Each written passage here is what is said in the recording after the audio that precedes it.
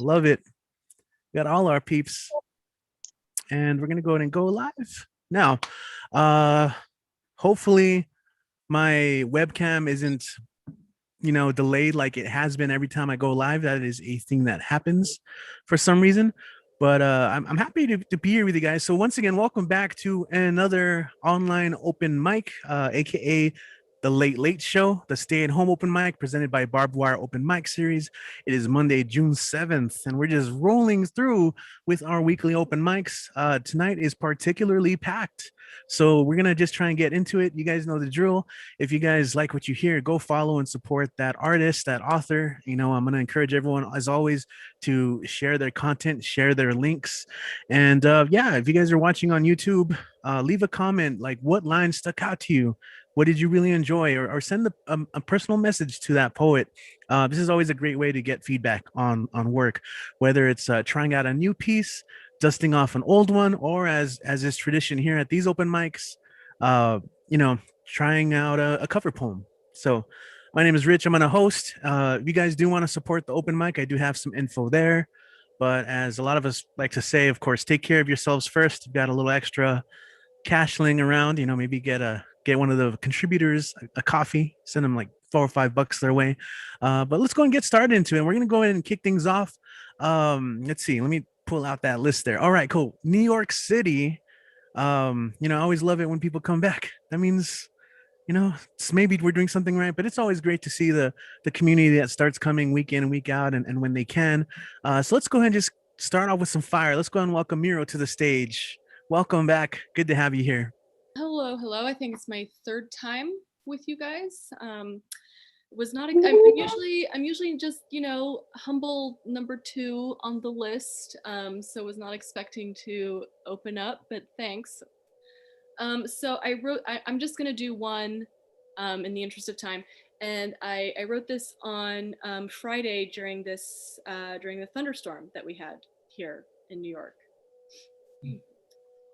When thunder rumbles, shaking the foundations of this old house, I wonder if that's what the glaciers in the Arctic sound like when it's all gotten to be too much and they can no longer withstand the heat pressing down from the sky, bubbling up from the deep. They break, roaring like the summer tempest with which we're blessed, and crash slow to the warm waiting arms of the sea below, a mouth hungry, swallowing whole. And like a child after a long day, the glacier unwittingly surrenders to the soothing call of rest, like me in this old house when the sky cracks open and lets loose a deluge from heaven. Thank you. Yeah. All right. Awesome. Great piece. You guys feel free to unmute and snap, clap, cheer, all that good stuff. We want to show that. Woo! Yeah. Fantastic. Woo! Oh, wow, Miro. Thank you.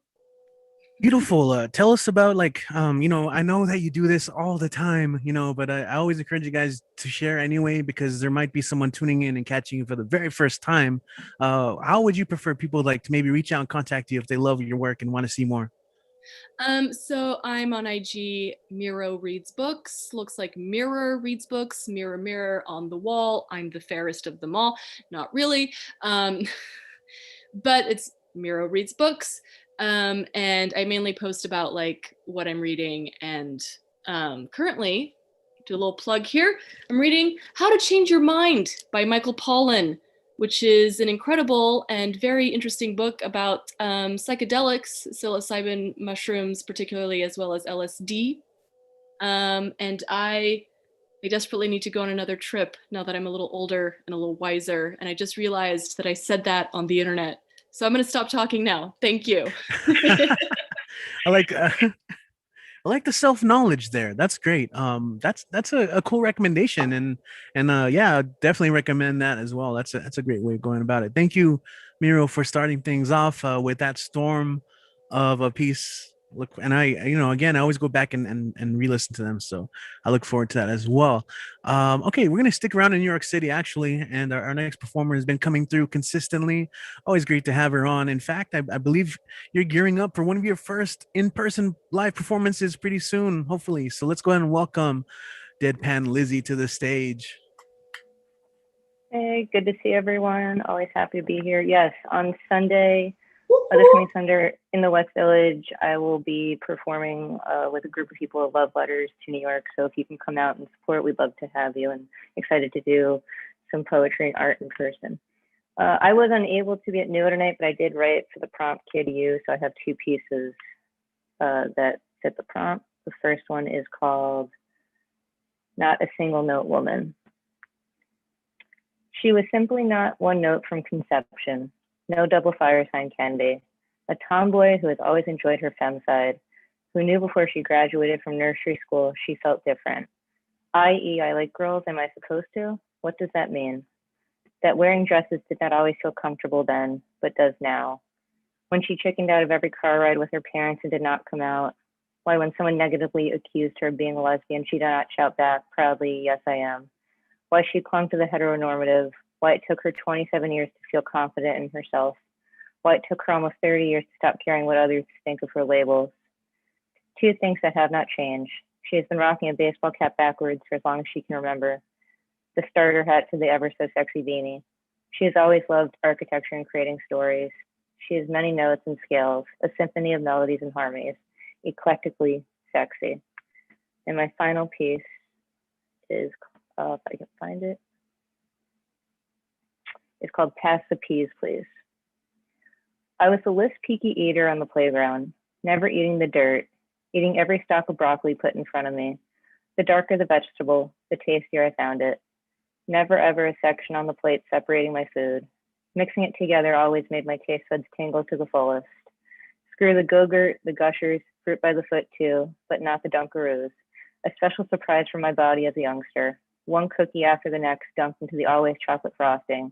A delicious surprise indeed. Except for the oldie but a goodie special surprise. It was a rather clean eating for this future vegan lesbian. No parent forcing her to finish the veggies before dessert. A member of the Clean Plate Club since day one. Every bottle and breast left dry. Always asking them to pass the peas, please. A sophisticated palate for me. Thank you. Awesome. Yes. Yeah. The Pan Lizzie. All right. Sweet. Yeah, lot of. I think a lot of your lines connected us there. We're like typing them out in the chat, and yeah, if you guys are on YouTube too, also I recommend you guys to share that as well. But really quick, how can people connect with you? Here's my little sign, if you can see it. There you But go. I am mostly on Instagram, ES_Strauss, and I will drop it in the chat. Thank you so much. Yeah, no, thank you. Awesome. You guys are like, you guys took that like keep it short and quick to heart, didn't you? Yeah, no, I'm loving it, and I'm so used to saying New York for this next performer. I thought it was gonna be back to back to back, but I'm saying Georgia now. Joining us from Georgia, we have Andy Market joining us, and he said he's got some new stuff for us. So I'm really excited. I'm always happy when you guys message me like I got some new stuff today. Sit tight. So let's go and welcome Andy to the stage. Welcome back, man. Well, thank you. Andy. Oh, hi guys. That was special. Thanks. Yeah, no, I've changed. Oh shit, fuck no, not my face in big view. This is not happening. Where are all of you? Okay, there you are. Hi. Yeah, I've got some new shit tonight, and if I've got time, I've got one that I've never read publicly to Mike, so we'll see how it goes. This one's called I'm a midnight bartender playing Russian roulette with love after Buddy Wakefield. It takes a long time to make love to someone who hates themselves. Buddy Wakefield. I can hear the rain. It is always raining. Nights like this behind a bar, watching, mixing, this is not the place to come to for a good time. Good time rolled through here a long time ago, then went across the street to another bar, said fuck that noise, and left town entirely. Tonight is ladies' night and singles' night, and God, why won't the pain stop night? And I stand behind the bar, the keeper of all the joy, packed in amber and green-colored bottles that I twirl like a Wild West gunslinger, hoping I'm more magic than rodeo clown. I try to be charming, but your eyes scream, who the fuck cares? Just give it, and I give it, and I give it, and I give it. Y'all don't need to worry about your decisions tonight. Let me take them from you. I hold the means of my own destruction in my hands. The glass begins to feel like steel. I begin to wonder if it's not time for me to pull my own Ernest Hemingway, mouth wrapped around two barrels lovingly named F. Scott Fitzgerald, as my toe finds release from Zelda and all the world inside my skull paints the wall hopefully with all the colors that still exist inside me. I stare at a bottle. Tonight is not that night. I eat spicy peanuts from a jar on the bar with a woman. It is the only food I've eaten. It is probably the only food she's eaten. She is waiting for a date. I am waiting for a smile to know I'm seen. It is a game I play when I am lonely with lonely-eyed people, and her eyes haven't lit up in a long, long time. Someone once told me if the bass hits just right in the music and two people hold soft eye contact in silence for a moment that feels like a millennia of expectation, you might summon the devil who will show you an entire history of what could have been and what could be that is there for the taking. The one who breaks first needs it. Don't be the one who needs it. She breaks. Fingers tapping glass like waves crashing against soft sand as I top off another round in the cylinder that spins before the sip. She shows me a picture of her date, asks me if I have seen them. No, I lie. You learn the faces of the men you see 3 nights a week with new women who don't tip. Do you think he's cute? She asks. I open my mouth to say, of all the men you have ever let touch you, have you ever dared to be touched by one with eyes that aren't dead inside when they look back at you, but only, yeah, comes out? Her date arrives, same shirt as the night before, as I lean in, lips so close to her ear I can feel her vibrate, to whisper, go get him. Before he comes up to the bar to pretend this is his first time here and asks me what's good, I don't even try to play along when I tell him the alcohol. Fuck it. He's not going to tip me anyway. They disappear into the bar. Sometime later from her table, another 2 rounds loaded into her cylinder, and I know that next sip is going to be the one that takes her home. She makes eye contact with me twice as if to say, how am I doing? But not enough save me for me to answer. I give her a wink and a nod this time. I break. She does not. And I softly remind myself that it's okay to need love, if only for a night, and sometimes it's impossible to win the games we make the rules for. Bar closes and I walk into the rain. Another night of facilitating other people's happiness. I catch sight of them getting into a cab. Our eyes meet one more time. Facades fall away, and now it is just longing. I smile. Her eyes light up like the dawn hidden behind the clouds. She smiles. Thank you. I have no idea how much time I have left. Do I have time for Oh, one for another more? one, man. You Do want it. me to Do go? it. You want me to go in? All right. Please. Yeah. I've never read this publicly in anything that's recorded. It's called Toxicity, or a Vocabulary of Conquest, or my safe word is I love you. The first time she asked me to call her a whore to turn her into a cum slut, I did. If I'm anything as a man, it's good at taking directions like they were orders. Little boys always play at war because it's the only language male bodies ever understand. Because as a child, everything is black and white, and there are heroes and villains, and the good guys always won. My first ever fight, I tried to swing a punch like I saw in the movies, because Indiana Jones only ever needed one punch. It wasn't till I was in this fight with another child twice my size, I found out my punches were useless. I won, but only because I managed to smash his head into a locker, and something suddenly primal clicked deep in my body, and I realized I might not be a good guy. Good guys don't win like that, but everyone was cheering, reduced to a teen coming of age movie where for a shining instant of broken bloody knuckles, I was the hero, my language reduced into what I could break, what I could smash with my fists and later with my words, learning to turn my body and voice into a sledgehammer of violence turned communication, a vocabulary of conquest, learn to fuck like fighting, get rough, exploit touch, find the moments to take them off balance. I might not be much to look at, but say to me the right combinations of words, and you'll be surprised how my 5'6" frame commands a room, consumes the air like fire, and can bend a body to my will. The second time, she called me sir, asked me to wrap my hands around her throat, pull her hair. I learned that this male body knew instinctively what to do, and that's not something I'm proud of. I'd like to think that somewhere deep inside me is someone gentle, someone who thinks before he speaks.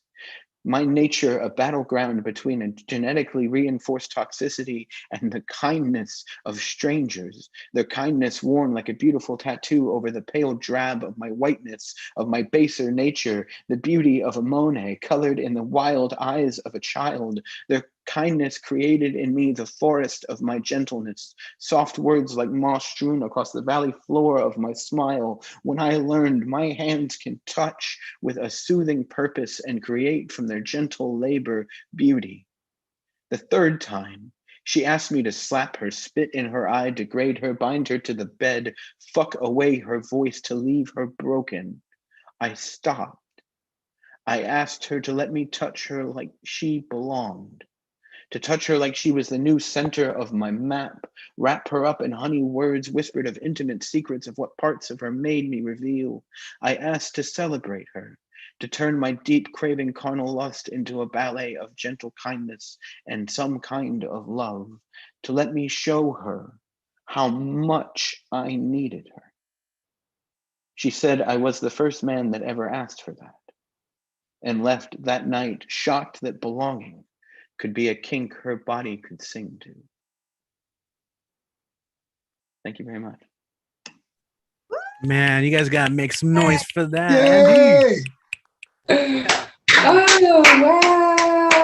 wow. Wow. Whew. People That's needing some unbelievable, man. resuscitation. Yo, so you're making new fans. We got people on YouTube Am who I? are like, yeah, no, people on YouTube right now are like, this guy is amazing. So I already sexy shared your doodles. Instagram handle, but for anyone watching later on, how can they follow more of this amazingness? Yeah, you guys can find me on IG at Andy Meerkat with 2 T's. I also have a feature coming up on the 27th on Sunday afternoon. You can come out and watch me spit for 20 minutes on a bunch of people. It'd be great. Wonderful, man. As always, I'm really happy when you get to make it. I am excited when you kind of give a little bit of a hint of what you'll be performing.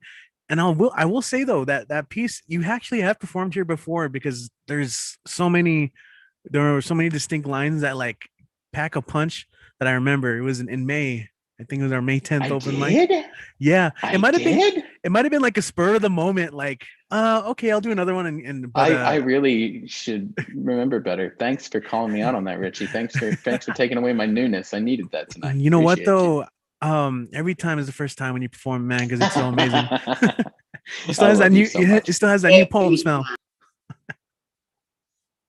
And also, it was the first time for a lot of people hearing it. So, hell yeah, thank you, man.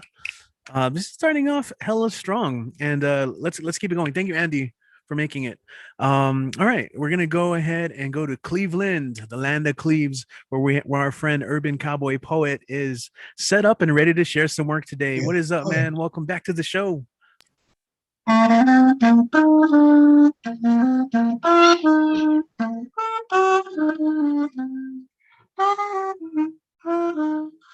For you. Happy birthday. That was awesome. Thank you.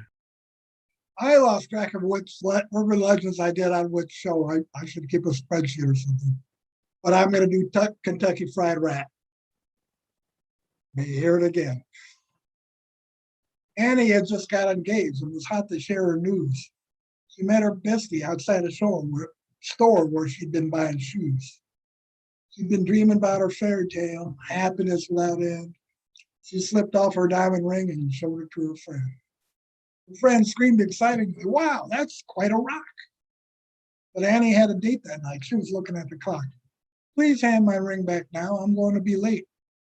But it fell into the street, right through a sewer grate. Annie dropped down to her knees and looked where it was at, just in time to see it swallowed by a big old sewer rat. The rodent scampered down the line. Annie began to cry. Oh, this is a tragedy. Don't know what I'll tell my guy. Her girlfriend apologized. I'm careless and a klutz. I'm stupid, irresponsible, flaky, and just nuts. Your fiance loves him. He won't care, was her assurance. And if he's smart, you know he will have taken out insurance. Annie vowed to tell her man the truth. Perhaps she should have lied. Maybe he would take it hard. He might be fit to be tied. She told him about the mishap with her brand new former friend. She really loved her boyfriend. She hoped this weren't the end. Of course, I still will marry you. Everything will be fine. Though we'll have to skimp on travel and where we wine and dine. New ring will send me back. Ordered insurance. Next week, for their romantic date, they went to KFC. As they discussed what kind of low-cost wedding to arrange, Annie got her chicken dinner. One piece looked quite strange, for odd shape, with what looked like the long tail of a rat, which was, she convinced herself, just a string of chicken fat. But when she uncovered teeth, she screamed, "What is this thing?" A nervous second cut exposed her lost engagement ring. And her fiance lost his cool. He became irate. Look at this disease-carrying pest you almost ate. He wanted to sue somebody, and he wanted to sing. This restaurant served you vermin. Yes, but they found my ring. We could sue Colonel Sanders, he said. Oh, I don't think we should. I got my diamond ring back. This is finger licking good. Yeah. Awesome, man. I'll do my shortest legend. Sherry kissed her husband, Rob, as he caught the train to his brand new job. She wished him luck and kissed him twice, but she wanted to do something extra nice, so Sherry decided to flash. There weren't much chance of her arrest. Besides, she did have really nice breasts. But Tim was driving by the station. He saw her and lost concentration, and that's when his taxi crashed. Medical building was the accident scene, where Brian was in the chair having teeth cleaned. Pam, the hygienist, was getting them flossed when the cab smashed in, and his chair got tossed into her fingers. He mashed. Brian suffered from badly torn gums. Pam lost 2 fingers and a thumb. Tim was diagnosed with whiplash. Bricks fell on Sherry, and her head got bashed up because she decided to flash. But Rob spent the day at his new workplace with a great big smile all over his face. He learned his new job with no trouble at all. He was glad, up until the hospital called, that Sherry decided to flash. That was Flash. Thank you. Awesome. In a flash like that. Thank you, UCP, Urban Cowboy Poet. I know we're always promoting your YouTube channel, which is Urban Cowboy Poetry, but do you have anything else that you'd like to share, promote? Facebook, Urban Cowboy Poetry. Basically the same thing. Awesome. Well, there you go. There you have it, guys. Thank you for taking the time, as always, to perform.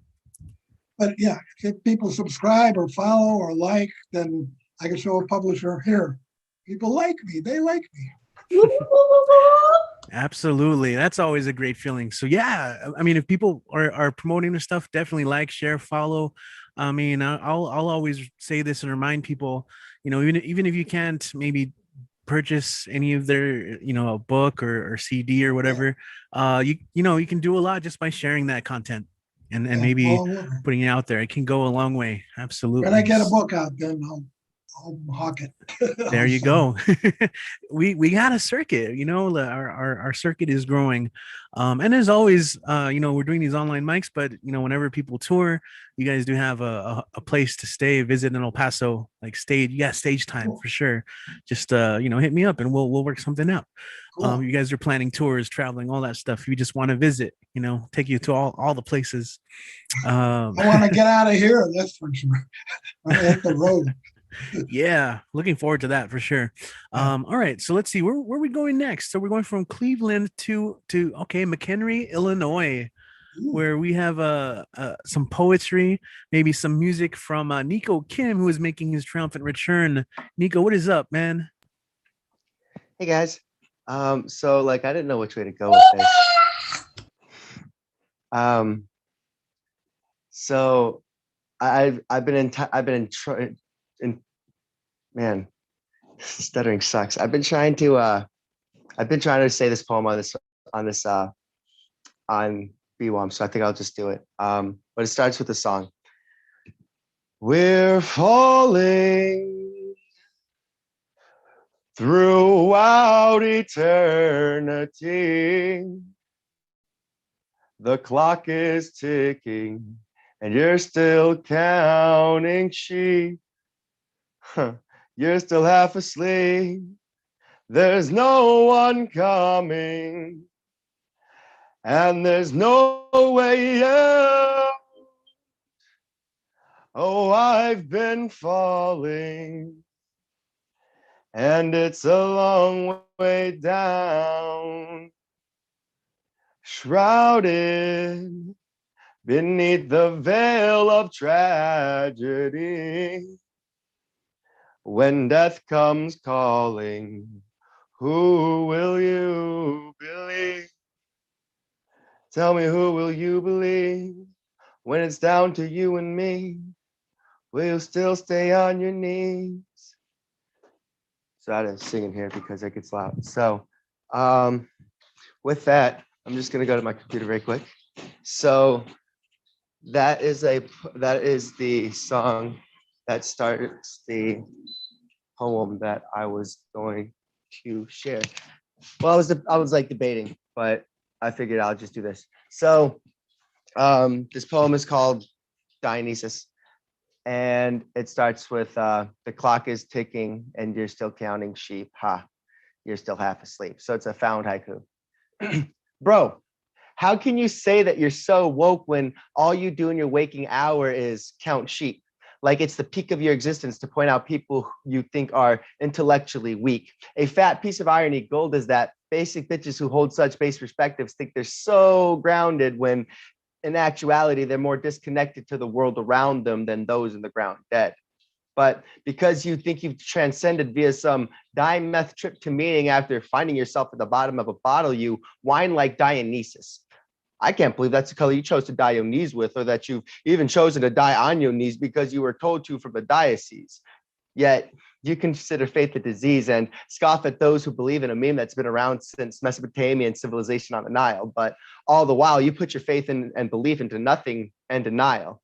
Nietzsche laughs at the peach fuzz growing on your internal guru. So when it's down to you and me, I will still be on my knees, but not bowing to you as my Lord, rather bowing to your good grace. Because if your choice is to erase me from existence, I would rather force myself into your life than allow you to force the cessation of mine. You needn't mind your P's and Q's or dot your I's or cross your T's, but when all bacchanalia cease, maybe then you'll finally learn how to properly employ your ABCs. And then this poem is called Mini Apple, Big City. May 2020 be in our hindsight. Arrogant assholes always avert and besmirch benevolent bargaining by belittling it as babbling begging. Chivalric? Comedic. Chauvinistic common carrying on convoluted dysphemisms dig deep, denying defiant deviancy. Expediency equality is expected, yet express expectations are regarded as egregious echoes. Fighting fearful forces face fantastic fire forthwith. Gods getting goaded greatly greet, humanly hubris hastily. I too have insisted in indicating intense injury. Jeering at jagged justice justifiably killing clansmen with knowledge and kindness, looting minds miss niceties. No, needs and necessities, opening Pandora's proverbial parcel, preventing pragmatic progress quite quickly, retarding rhetorically righteous regression retroactively. Simultaneously, suspension of sustenance escalates. Tension thirstily tea is tossed. Uncivilly, unceremonious victories achieved by such vindication veer from virtue, while whining winners, xanthic xenophobes, yell about years of yesteryear like zealous sipping Zinfandel. Thanks, guys. Hell yeah. Thank you, man. I love it. I love it. Yes, We need to throw Nico! a beat behind that. My brother. Yes, sir. Yes, sir. Nico, what you got going on, man? What are you working on? How can people follow your work? So I really don't have much. I don't know what to do with my hands. It's like, but I don't have much going on. I have like a lot of manuscripts submitted. I'm like crossing my fingers, hoping they get accepted. That's really all I got going on.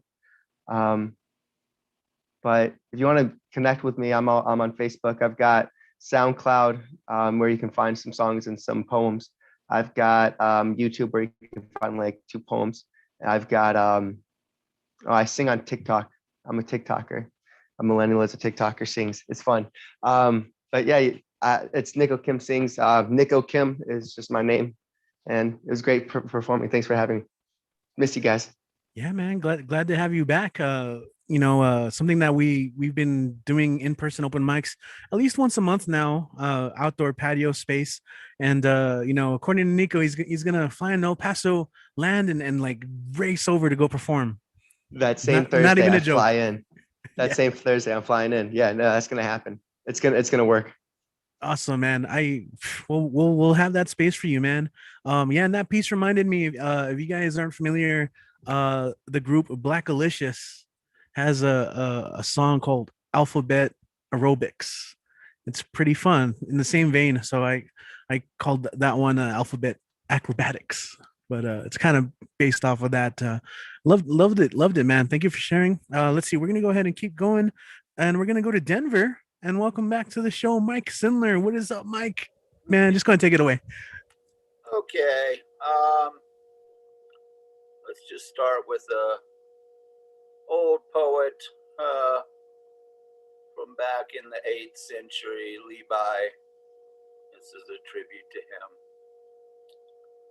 The poet's left hand steadies him on the grass outside the pavilion, flushed from weariness and intoxication, lazing near slumber. His jar of Hangzhou empty on the ground by his worn sandaled foot. The lines of verse, the images of wonder, will not be written as perceived in this instant. They will percolate and distill into liquid language, pouring onto a still vessel of paper, burning with alcoholic blue flame, leaving the page scorched with images of peonies and passion. But now he slides down onto dew-wet earth to dream. And I'm going to do one that I've been reading lately, but I've been sort of tinkering around with it, so slightly different version for those who've heard it several times in the last few days. It's called Color My World. First, color my world with the invisible, the essential, the incorruptible. Grab the widest of brushes and dip it deep into compassion, swirling it until every bristle is saturated, making wild, sure strokes across the background of being. Cover it thickly, a viscous gesso, grounding all that will float and flow upon its surface. Let it dry slowly with a warm breath of love, freeing vapors of longing, rising and disappearing into waning clouds of thought. Sand it gently with empathy until its soft, smooth surface contains no crevasse, crack, or outcropping in which the dusty particles of doubt may find purchase. And then color my world with all shades of human, every hue born from every clime. Color my world with a cross-pollination of lovers who leave convention behind. Color it with the shape and shade of every tribe. Color it with strands and curls and ringlets, with fuzz and stubble and wild cowlicks. Color it with eumelanin and femelanin, with freckles and tans and birthmarks. Color it with rashes and sunspots and scars, with albinism and vitiligo. Color my world chocolate, saffron, annatto, and peach. Color it oat, wheat, cumin, pecan, and chickpea. Color it delicious. Color my world raw umber, burnt sienna, burnished copper, and dimpled bronze. Color it smooth amber and saturated coral. Color it pale chalk, glimmering sand, and fragile rust. Color it hard and strong, soft and malleable, cold and warm, and always beautiful. And then color my world with every chroma, every pigment of plant and plumage. Color it deep forest and shocking chartreuse green. Color it swaying poppy, slithering salamander, and fluttering cardinal red. Color it bold sunflower and tart citrus yellow. Color it ripe cut mango, darting goldfish, and roaring tiger orange. Color it resting robin's egg, scampering scarab, fluttering morpho wing, and waving water blue. Color it drooping wisteria, plump grape, and slow sea snail purple. And then color it striped and spotted and spiked and rounded. Color it subtle and brilliant. Color it pastel and iridescent. Color it contrasting and complementary. Color it microscopic and vast. Color it wisdom and passion. Color it intellect and faith. Color it action and thought. Color it kaleidoscopic. Color it a rainbow encircling the horizon. Color it everything. Color it now. But most of all, with every stroke, every movement, every touch, color it love. Okay, thank you. Oh, and having done that, I will put on the hat, and I'm going to do a couple quick pieces by a guy who used to be the poet laureate of Colorado, who unfortunately passed away a little over a year ago. His name's Chris Rancic. He was a instructor as well at Lighthouse and was mentor to a lot of people. So I'm going to just read a couple. This first one is called How to Feed a Writer. Tempt the tongue with husky whispers. The ears barely hear, but the belly remembers. Place marinated steak on the embers. Disregard his impatience. Ignore tears borrowed from the protagonist. Page 8. Serve first for thirst the chilled and peppered booze, and let her stand beneath blue dragonflies as soft winds blow lindens and day grows late. Feel a writer, everything delicious, nothing bitter, as novels to finish, old poems to varnish, memoirs to banish. What they curse and scribe, be it auspicious or doomed or blamed on their big, busy heads, will be but words when they lie in their beds. And this next one is When the Buzzards Return to Crestone.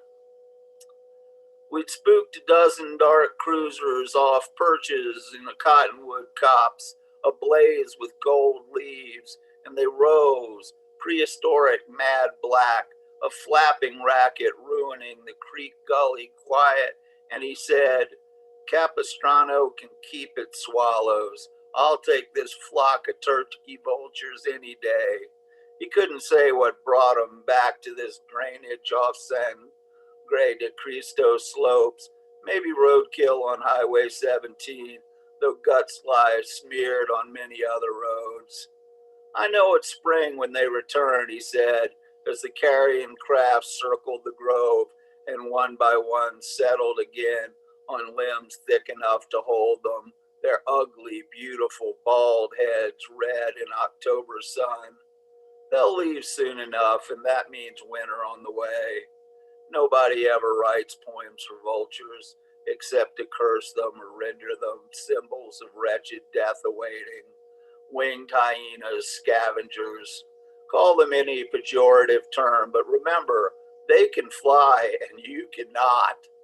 They clean up the mess your car leaves behind. They see their mates as lovely in the trees. Okay, thank you all very much. Thank you, man. That Color Me poem, that's one of my favorite. That's my favorite one. My favorite one. That is my favorite one. Real talk. Totally. That's a poem where I just close my eyes and let the poet's paintbrush, paint my inner canvas. Oh, my hippocampus. Like just do some poetic painting. Thank you. Did you have anything that you'd like to promote? I Any of do the have home a workshops? few things going on. I just want to remind everybody once again, lighthousewriters.org. Litfest is going strong right now. Just so much good stuff going on. I just did some stuff, just great stuff today myself. But I've got a thing there for the cheat sheet for just what's still available. And then on the 11th, I'm featuring at They Call Me Mitch open mic. And on the 17th, Trish is nice enough to have me featuring at Fincabulary. And just want to give another call out to Love Letters to Gaia, which several of us are in, and also to mention the fact that Sinew, which is 10 years of poetry in the Brew, which is another great open mic that a bunch of us go to, is coming out, and they're taking pre-orders now. So throwing all that stuff up in there too. Okay, thank y'all.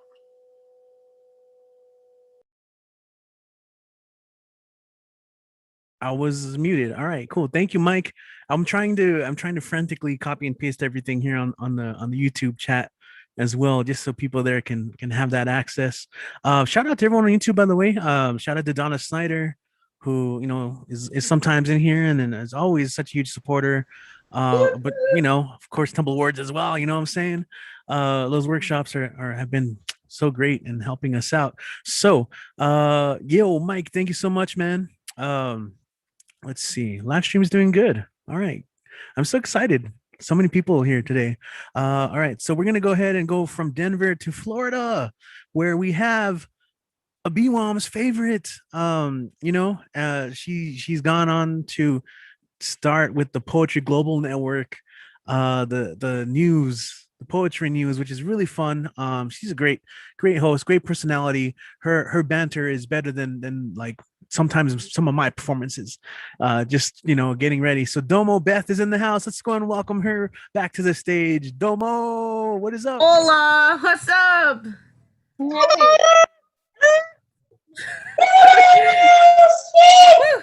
Oh, thank you for getting in early. It's funny because I just hung up with my sister and I was just like, saying Florida, I'm the only Floridian, right? Hi, hello. I apologize for my darkness, but this is the best I could do. Here we go. Turning towards the light. Okay, so I have 2 poems, if that's all right with you guys. Or no, not 2 poems. Actually, a poem and an a cappella song. Never mind.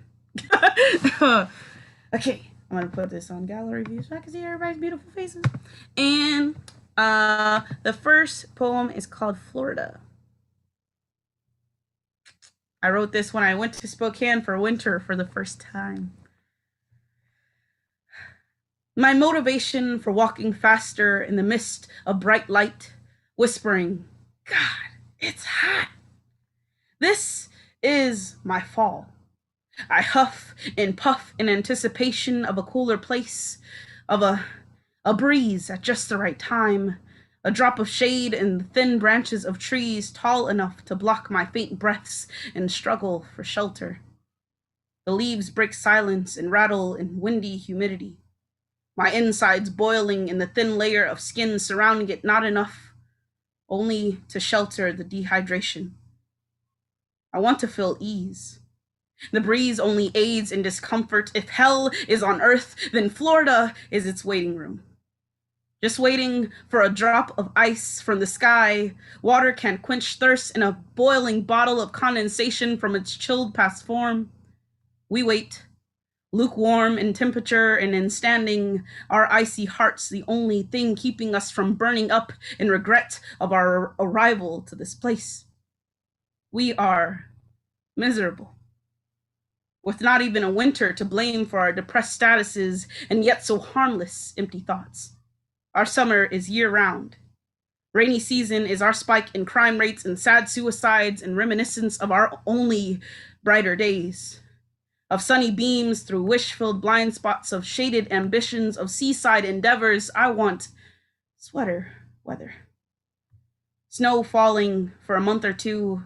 I want doom to leave my side and a few happy days to fill me up, like the Hallmark movies. I want love and life with winter white backgrounds and joy-filled sneezes from the colds that will come and pass. So I'm here, looking for cheer in all the wrong or right places, trying to fill up all my empty spaces, hoping this will be the season. This will be the reason. P.S. It's really cold! Yes, I am a Floridian at heart. I went there for winter and I regretted it the whole time. Yeah, but yes. And then I have I guess this is a bit depressing song I chose, but I really like it. It's by the Foo Fighters. It's called The Pretender. All right. Hopefully it sounds all right. Gotta stretch. Woo! All right. Keep you in the dark, you know they all pretend. Keep you in the dark, and so it all began.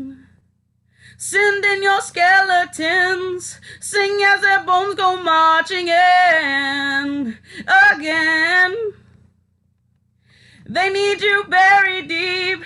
The secrets that you keep are ever ready. Are you ready? I'm finished making sense, done pleading ignorance that hold defense. Spinning infinity, boy, the wheel is spinning me. It's never ending, never ending. Same old story. What if I say I'm not like the others? What if I say I'm not just another one in your place? You're a pretender. What if I say I'll never surrender? Inside my soul, I'm told I'm just another soul for sale. Oh well, the page is out of print. We are not permanent, we're temporary, temporary. Same old story. What if I say I'm not like the others? What if I say I'm not just another one in your place? You're the pretender. What if I say I'll never surrender? I'm the voice inside your head you refuse to hear. I'm the face that you have to face, mirror in you stare. I'm what's left, I'm what's right, I'm the enemy. I'm the hand that'll take you down and bring you to your knees. So who are you? Yeah, who are you? Yeah, who are you? Yeah, who are you? Keep you in the dark, you know they all pretender. Keep you in the dark, and so it all began. Thank you. Yo, yes, Domo. What's up? Woo. Domo, dang it. Woo, woo, woo, woo. Best version of that song ever. Woo! Thank you. I love that song with him. Oh man, that was awesome. And then the fact that you came in a cappella with that, like that gave it like special like energy of just your confidence, you know. Dig that. Thank you. Yo, so Don, what do you got going on? What would you like to promote? How can we support you? I know you got your Cash App, right? Cash at me. I'm a broke college student. But that's okay. You know, if you're a broke college student too, that's fine. Uh, but yeah, promotion. As you mentioned, the Poetry Times on the Poetry Global Network. We are a thing. Yes. One of our episodes, episode 6, just came out today. At 2 p.m. my time. So Eastern Standard Time, Eastern Daylight Time. Yeah, that's where I am. But yeah, the Poetry Times is out here. I'm the tech person of a church now, so you could always check out our services if you want to see me on a worship team. What else? I can't think right now. You got me on the spot. But if you follow me on the Instagrams or the Facebooks, you will see what's going on in my life. Hopefully, if I post. So, my Instagram is at Creatively Domo, Creative LYDOMO, and my Facebook is Dominic Bethel. Right there. Hopefully, you can spell it if you can't read it. Yeah. and that's it. Yeah. Thank you, Richie. Hell yeah. You come with the energy of like 10 performers. Richie, I almost forgot. What's Can up? I do something? Sorry. Yes. Yeah. Can I do an encore performance requested by myself? That's a first, but sure. What's up? So your birthday just passed, and I did it for Khan, and I was late for her. I wanted to do it also for you. I want to sing happy birthday to you, so if that's okay. Oh well, I mean, I can't say no to that. Okay. Okay. Wait, let me get some water. Let me not sound like a horse. Woo! All right, that was delicious. Anyways. Happy birthday to you. Happy birthday to you. Happy birthday, dear Richie. And Con, because I was a little late. Happy birthday to you. All right, I'm done. that was perfect. Thank you. And Con, our birthdays are so close to each other. That's amazing. Yo, we got some content from Con, speaking of which, coming up pretty soon as well. Some fresh cut stuff. Thank you for that, Domo. Follow the Poetry Global Network. Lots of cool stuff, some content. Yes, exactly. You guys are on it. You guys are on it.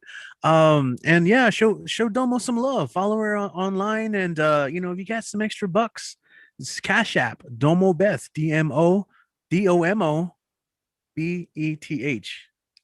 Damn. All right, let's go and keep it going, guys. We're staying on the East Coast, but we're going much, much, much further up north, and we're gonna go ahead and bring up Generalissimo, who we missed last week.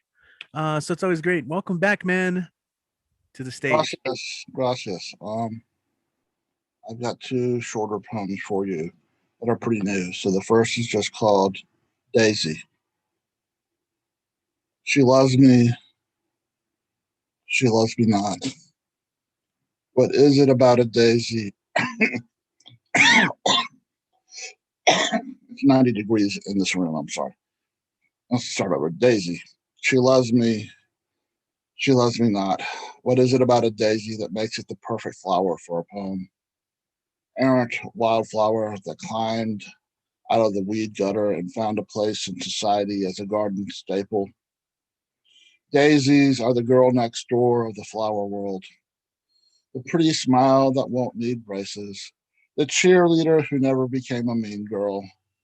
The valedictorian of Mother's Day's bouquets, when roses seem like telling mom that you're marrying someone who's more concerned with having perfect petals than providing nectar to honeybees. She loves me not. She loves me.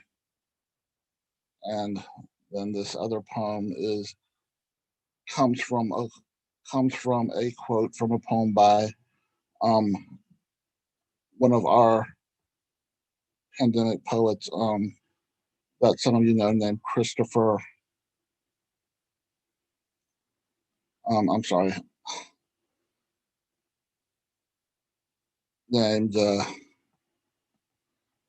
Christopher George, who was born in Liverpool but has lived in the United States probably for the past 20 or 30 years. So it's called When Tomatoes Bleed. And the epigraph from Traps by Christopher George. You snapped me eating a tomato as if devouring your heart. But what if I were eating a turkey heart at Thanksgiving supper with Auntie Lillian's famous mashed sweet potatoes and English peas? What if I were eating fried chicken hearts with a side of cheese grits and fresh cooked turnip greens at Neighbor's Fried Chicken in Tillman's Corner, Alabama? My problem is that you devoured my heart the first time you said I love you, after I had been dumbstruck every time I wanted to say it to you. You gave my vocal cords permission to hire a skywriter to let the world know how I feel when I see you rounding the corner or when I hear your voice on all the voicemails I have saved on my cell phone. Your love has devoured my soul in the most unobtrusive, selfless manner. Somehow, whenever you take a quick bite, my soul regenerates itself into something altogether new, waiting to devour yours like that tomato. Gracias, everyone.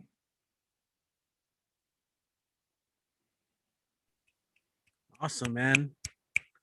Great lines on there. Gotta ask, we missed you last week. First of all, like I said, tell me about that piece behind you. I like it. I've never seen it before. Oh, that's The Therapist by Magritte. Ah, okay. I need to catch up on that part of my art history. Mm-hmm. So what do you got going on? Any features coming up or things you'd like to promote? Actually, I do have something to announce, and let me try to pop it into the chat too. I think I can. Hold on. So on the 22nd, Tuesday the 22nd, at 8 p.m. Eastern, I have all the different time zones in this thing right now. I'm going to be featuring for Port Veritas in Portland, Maine. And on the 24th is my first workshop with Tumble Words, which is called, I'll look at it because I'm so hot I can't remember anything right now. Breaking Rules and Creating New Poetic Forms. And that's what I got going on so far. And of course, as Michael had mentioned, there's look at what he was talking about, Love Letters to Gaia, and the Sinew, which is the 10th anniversary for Poetry in the Brew in Nashville, which everyone should try to go to on Saturdays. So just go to the Poetry in the Brew and then connect to their it'll tell you how to connect to their website, and then you can sign up. Thank you, everyone. Awesome. Thank you. Generalissimo, as always. Appreciate the pieces there. There you go. Gotta get the salute in. Yeah. I'm gonna try and transfer those over to YouTube. But speaking of YouTube, I want to give a shout out to everyone who's tuned in. We got Raymond Camacho in the house. What is up? Love that. Gina sent you. Okay. He writes, Gina sent me and I'm stalking Paul. So heads up. But yeah, you're welcome to spit anytime. But thanks for tuning into the live stream. It's funny you said Gina sent you because Gina's up next. We have Antonia, sorry. Gina, what is up? Welcome back. Hi, thanks for letting me come back. So all of my pieces tonight are about interpersonal violence. So I just want to name that in case anyone just doesn't really have the emotional capacity for that today. That feels very reasonable. So buckle up because we're really getting into it. This first one is called Attention. The month you dropped out of college, your therapist, the sweet, traumatized, transfixed man, told you apologetically and not apologetically that he was distracted by your feminine wiles. He told you he couldn't hold session while you wore a tank top. He told you this is how long we have to wait to sleep together so I won't get in trouble. He tried to get you to close your eyes with him, but you knew what happened. You know what happens when you close your eyes. You knew better than to allow a therapist access to that darkness. You knew better than to try to grovel your way out of that darkness. So you drank until you pretended you didn't want to be dead. You killed yourself slowly and with great intention to make yourself temporarily forgetful. He just wanted to walk you home, just wanted to make sure you were safe. The world is full of bad people, you know, the bushes are full of them. You wept ferociously throughout, turned your head so you wouldn't have to look one of your closest friends in the eyes as he pressed himself into you. He paused as he watched you sob. He handed you tissues before continuing, before leaving. Music blared in the background. We're gonna die young. And here you thought, you wished, you begged, you were already dead. When you stopped speaking to him, he cornered you later on and said, I know I raped you and I feel terrible about it. He confessed he had gone to counseling. He had thoughts about hurting himself. Wouldn't you forgive him? Wouldn't you make him feel better? You listened, dissociated as you pulled, yanked on the back of your hair hard, willing yourself to fuck with your head more than he had, willing yourself to hurt more than he had hurt you. Will he look you in the eye the next time he chokes you or just give you a ventilator? You were out of booze and you were down one close friend, so you found a man with kind eyes from the internet, older, always older, to come over under the condition of providing the stuff that would make you forget that you didn't want him there, that would make you forget you didn't want you here. He came full of grins and said, you're so pretty when you smile. You tried not to open your mouth after that. You woke up with no sheets on. You woke up covered in your own blood, pooling underneath you, dried between your legs. You woke up with your hair matted in his disdain. He sent you a note. Can I visit you in rehab? You didn't recognize the number. So you got drunk at 10 in the morning to go to the clinic where they removed the IUD that had been ripped partially from your body, where they removed the last shred of dignity, the dignity that evaporated with an unceasing addiction to having people see you briefly, tell you you're pretty before they rip out a piece of your body. Anyone seeing you is better than no one seeing you. You got the IUD in the first place because these things kept happening to you. You blacked out for the second time that day. The therapist finally got you to close your eyes. We're still going here. This is called Lawyer. You remember the first time someone came up to you and with bated breath asked, is someone hurting you? You laughed, your bruised body wincing beneath you as you did not until many years later know you were allowed to claim your pain as worthy of correcting. You claimed you were allowing the bruises from him. You claimed it was a game you were playing. She didn't realize that every shower burned because he had told you your body was meant to be cremated. No's didn't count from those of us who had never counted. Holes were abound from those of us who didn't know they were being mounted. If your lipstick is red enough, will it make him stop? As this man went on to publish papers, become a partner in law, become the kind of important that lets you get away with obliterating the unimportant, you remember he gets to be someone. He now gets to be paid to own others. You can't take the law into your own hands when they're tied up, when you've been bound tighter than textbooks that are now giving him access to reign supreme, to ruin people's lives for profit and credence. You'll find others to make you forget about this pain as he goes on to leave an indelible mark on the law. You wonder which mark will leave a longer impact. This is a short one. It's called Reciprocity. When your coke dealer holds your head down, you stop breathing briefly before you remember. He's a nice guy, you know, blow for blow, you know, he has holes to fill too, you know. You sputter, fill my orifices quickly so I can get to my grave. And then this is my last one. This is called ETOH. Ooh, I'm feeling a little bit winded. The first time you tasted alcohol, your boyfriend wrapped chains around his neck, shrieking, bellowing that you were making him end his life, that you made him feel so badly that he'd rather asphyxiate than have to look you in the eye one more time, than have to witness the scars dance across your eyes each time he chased you, blades out, each time he veered off the road, head on the steering wheel, to let you know he was in fact serious about killing the both of you. He was in fact serious about letting you know that every moment you continued to be alive was another moment he wanted himself dead. And didn't you deserve to die for how angry you made him? You drank the rest of the bottle before taking the bus to homeroom. He wasn't at school that day. He wasn't at school again. The next time you drank alcohol in your basement, an older man with scars up his arms punched you hard, punched you repeatedly while telling you how embarrassing you were, how tragic your desperation was. God forbid a child rely on an adult to love her. You didn't know your desperation manifested so violently you thought wincing was commitment. He told you not to worry. He hated you too. You came, you knew, to associate alcohol with men with fire in their breath, with daggers in their eyes, with an unceasing hatred. You came to feel so deeply about yourself that you sometimes missed the punches. Your mother always told you alcohol treats all wounds. I'm done. Wow, Gina. Speechless. Yeah, yeah. Winded. Perfect Holy description. shit. Yeah, Gina. That's Damn. powerful. Gina, every time. Every time. Exactly. Every time. I mean, that's real. Thank you for that. Yeah. Thank you for sharing. Ability Queen. Wow. Thank you so much for letting us in on that. Thank you. Gina, how can people, you post your work online, people can follow you and all that stuff, ways they can support your work?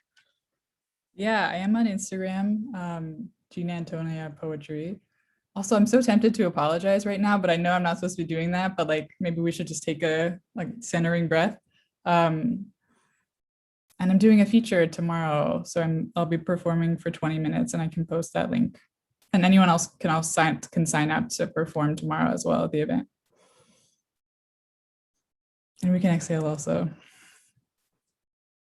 Thank you. Yeah, that's great advice. Good to take that. But where's that going to be held, or through who? That is through Inspired Word. So if anyone is interested in performing, you do get 7 minutes, and it's all art forms. Yeah, thank you. Yeah, I'm all about that. I gotta take that cleansing breath, catch our breaths. Like let's do it all together on Zoom, people on YouTube, in the present and in the future, which is their past. Let's check this out. Ready? Here we go.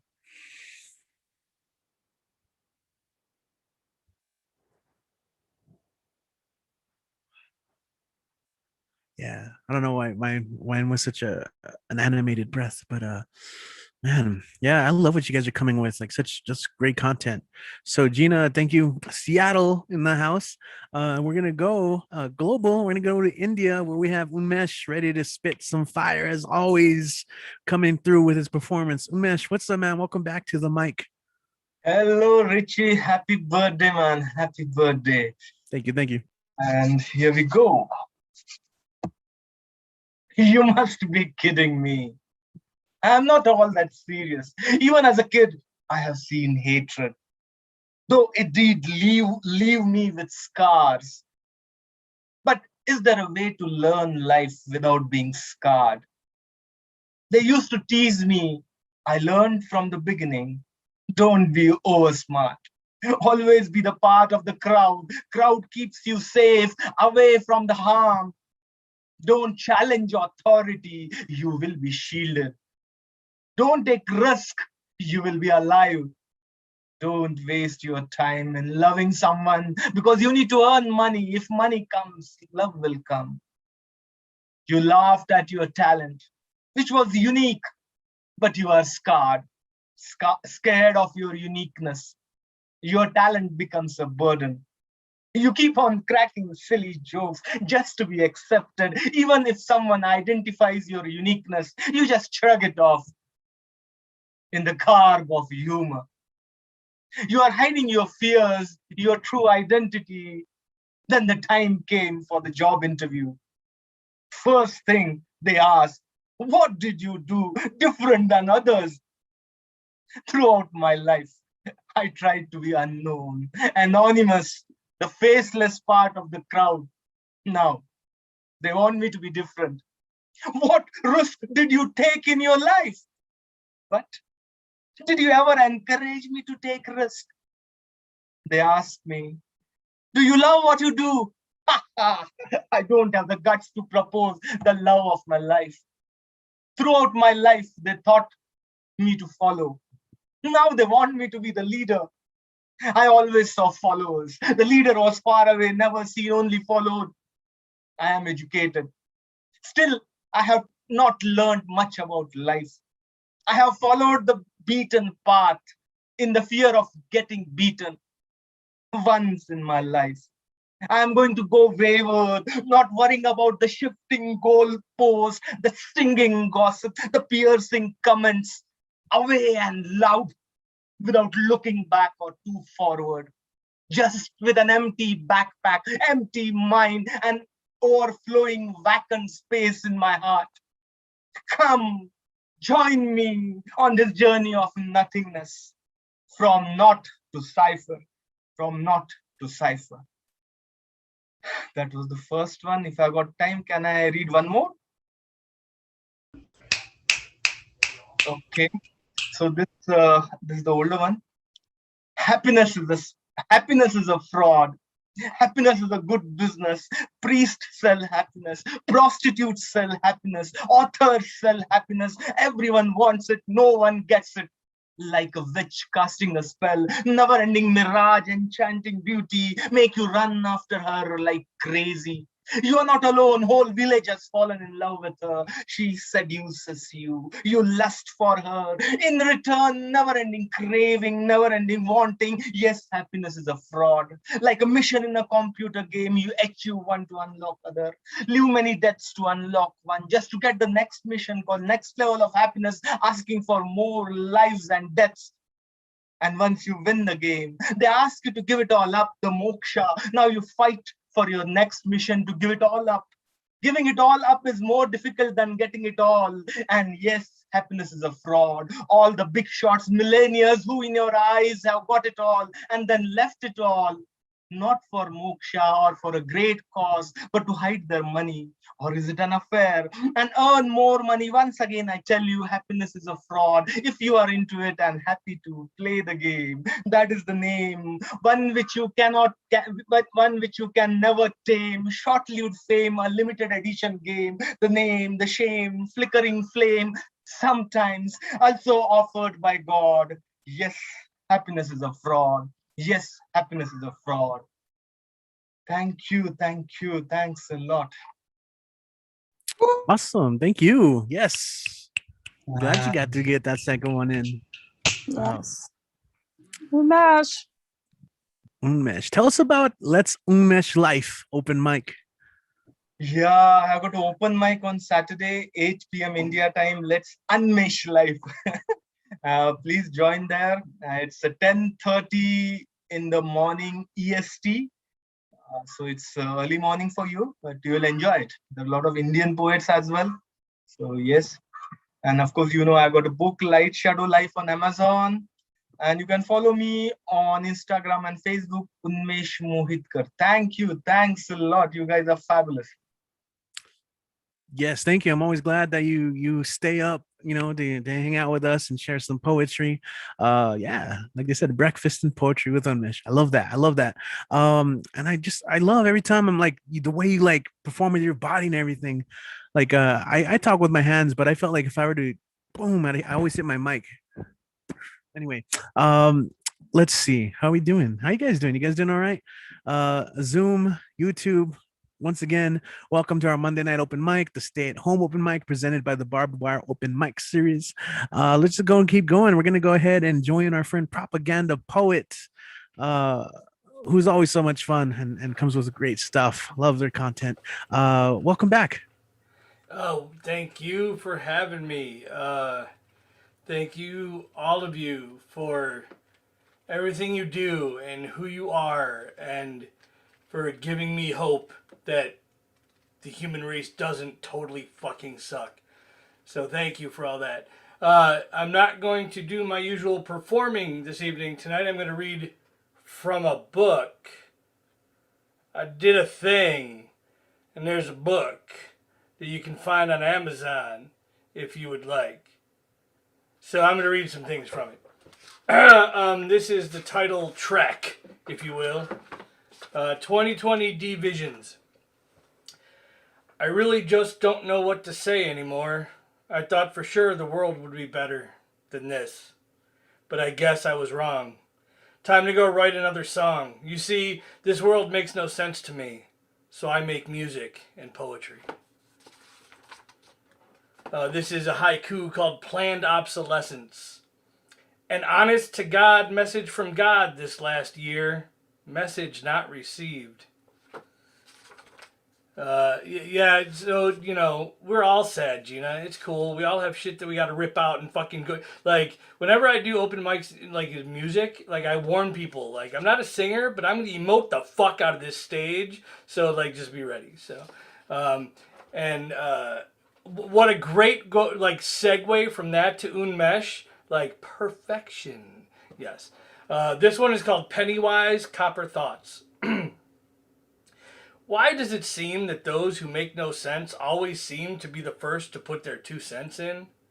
From what I can see, there are only 3 true shortages in this world: humanity, compassion, common sense. We owe this planet a recompense. And then this one, shout out to Paul Conqueso.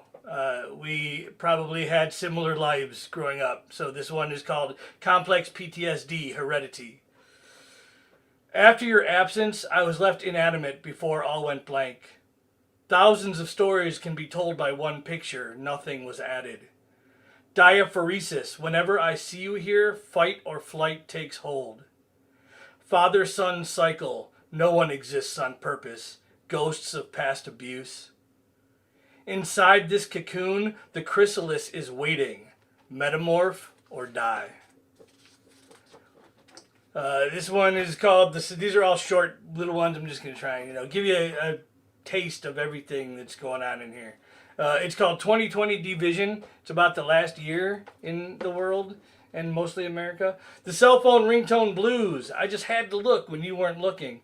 Ill-advised, perhaps unwise, but I just had to see the lies with mine own eyes. 'Twould seem that sometimes stardust is not, in fact, forever. It's probably pointless, but I wanted you to know. You're leaving me with quite the heartache in my soul. You were always my volcano, but I was just your smoke and ash. And I'll just give you a couple more quick ones, and then I'll get off the mic and let someone else do this.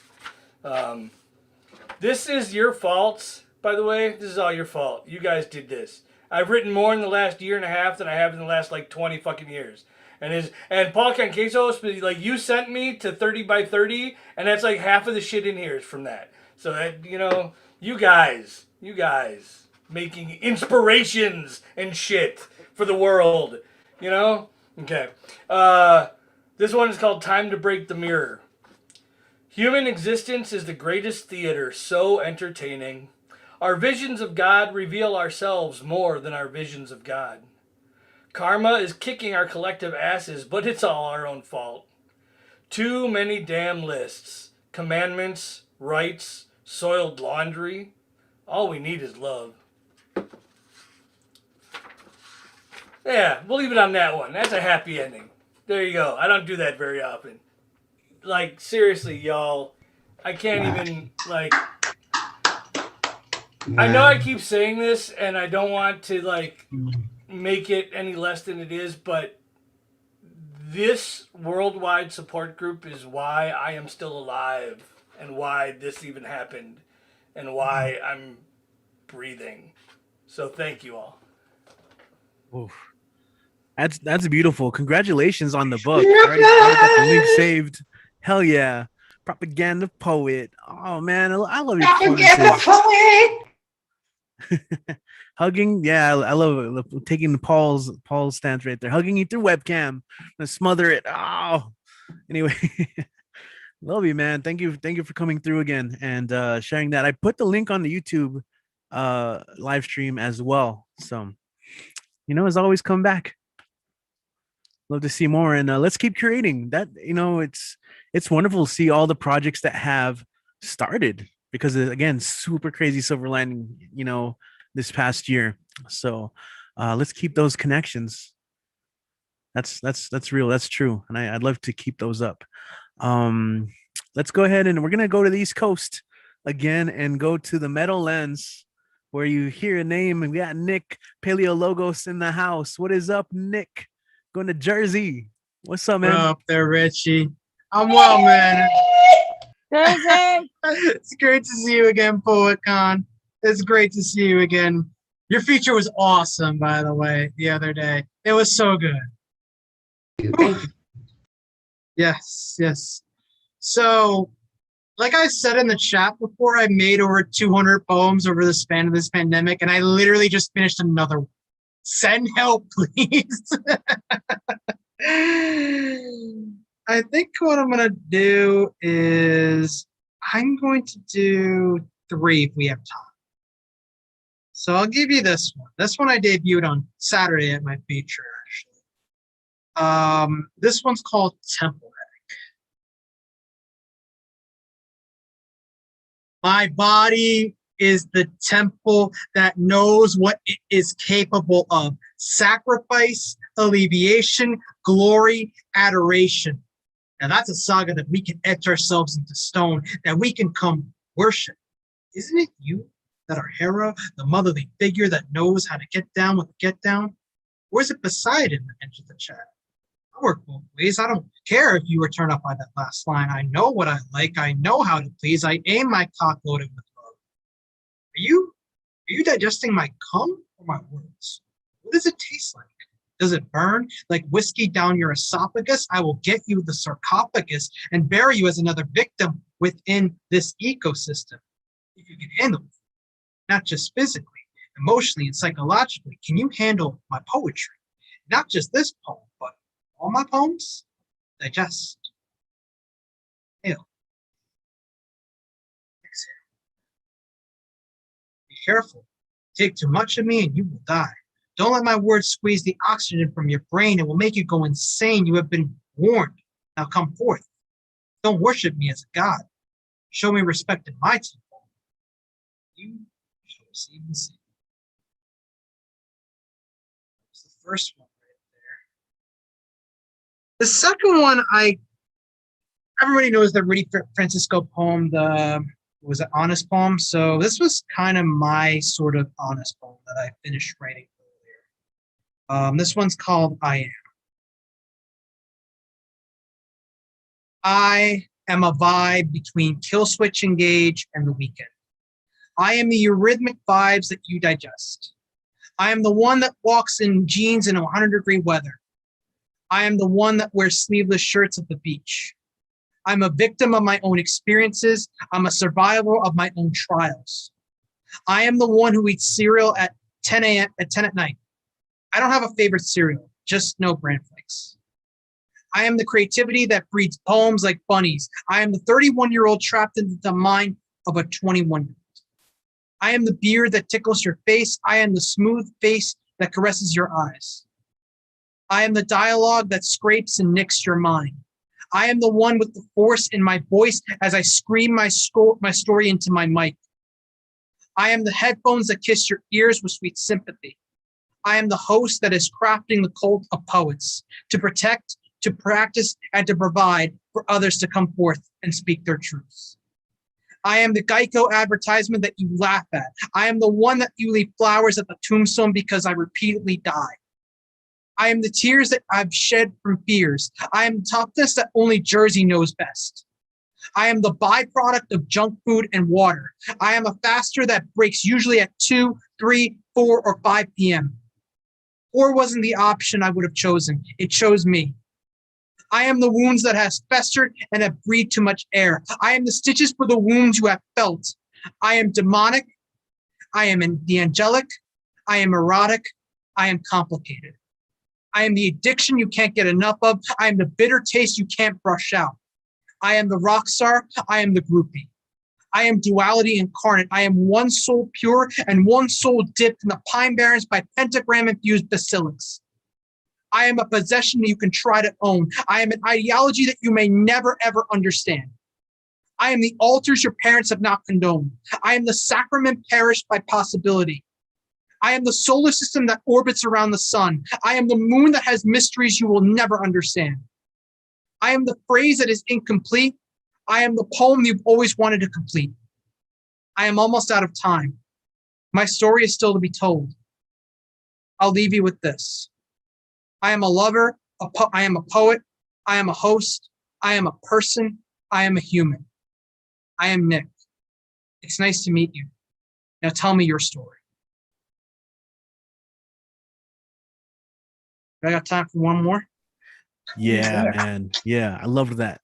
I am Nick. Yo, hit one more, Nick. Ooh. That one I literally wrote while y'all were going off and everything. So that one right there. So Oh shit. So I let me see here. I'm trying to find my last one right there because this one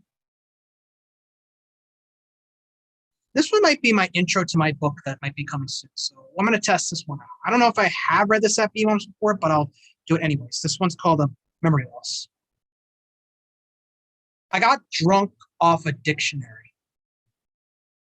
To make my diction to mixing and mincing rhymes with dark arts, magic from alchemic stones of philosophical past. I got high off a thesaurus that rolls up replications of inflections into illustrious illusions. Smoked some spellbinding, puffing out circles, injecting injury, snorting sounds, to dropping another piece of me to paper, leaving behind the blood-dyed ink. Creation comes with a cost, sanity and sin. I got drunk off a dictionary. I got high off of the source. I just wish I could remember all this. Thank you. Awesome, man. Loved it. Nick, the real Nick P at the place to be in the house. Awesome, man. So share your stuff, man. Whew, that was a that was an awesome set, man. I gotta take a second. Man, that was a set right there. So as Richie mentioned earlier, you can follow me at the real Nick P on IG. It's TheRealNickP. I have my own host. I host my own show on The Word Is Right now. It is on Wednesday nights. That mine is going to be not this Wednesday, but next Wednesday, the 16th, will be my next show. It's the first and third Thursdays of every month. This Wednesday will be Sarah Aaron's show, which I don't know if she was here at BWOMS, but she's also dope as hell, and you should definitely come and show her stuff as well. I also have a feature June 13th too as well. That's all. I also have too as well. So I will definitely drop all that info into the chat for the mic and everything. You know, go from there and everything. So thank you again, Richie. Thank you again, PoetCon. Thank you, everyone. El Paso, you're all awesome. Y'all, love you all so much. Right on, man. I love it. Love it. Thank you, Nick. I'm excited that you guys are coming to this. I'm always just, I guess I'm grateful, you know, I'm like surprised, like, oh, they're still coming back, you know, they're still, you know, part of it's like unbelievable to me, you know, to We're have a lot of you guys you. coming back. It's So. unbelievable to us that you keep this going. Like, thank you. Of course we're going to come back. Thank you. I have to agree with propaganda too as well. Absolutely. This has been amazing. Awesome. Thank you. I really appreciate that. It's kind of like when you wake up and you're like, that wasn't a dream. This is really happening. You know, that's how it feels a lot of the time. But you know what, guys, we got that Jersey 1-2 punch. Cause you know who's up next? We got Paul Kessel in the house. Paul, what is up, man? What's up, birthday boy? Birthday man. Yeah. You know, whatever. Can't call, I guess I'm not gonna call you boy, but yeah, man. Thank you for having me. Such a dope space to be in. I appreciate it. I feel like this is a grounds I get to like explore my shit. So thank you for holding this space. This first piece I wrote, I think like 3 weeks ago in Peggy Robles Alvarado's workshop. It has no title and it's just doing its damn thing. So I'll figure it out. And then I have a longer piece, slightly longer, medium-ish. Right. I'm a tyrant with no nation. A prized bestial lacking leash with no need to wave its fealty. I once built a kingdom of ash and then scattered it in a mad fit on a bad day. My temper tantrums are the shit of myth, all stomp and flare and gore, and when neglected, all sense of protection deconstructs like some bucking bull in a crystal shop. My hand gets caught on the keys, won't stop fucking myself up for fun, sabotage of moon by sun. And so when the solar eclipse comes in, I have no excuse for excessive thirst. My outrage is a wave of hurt collapsing upon a shore of unsure if I will ever see any other temperament ever again. My madness convinces me to let it stay. It seduces me, slips me ruefulin, massages my back, then slips between the bone, melts into my marrow like oxtail sucked dry from its hollow husk of hurt. It is stronger than words. Right. This second piece is from my book. And it's called Boys Don't. This book. We have all been fed fantastic lies. That boys don't cry. That we can't possibly be insert insult here. That real men don't seek treatment. Eating disorders are a sign of weakness. That manorexia isn't even a thing and bulimia is a girl disease.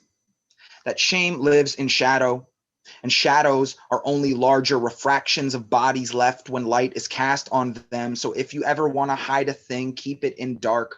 Don't expose yourself to the signs like bird flapping in coal mine throat. Lock the bathroom door.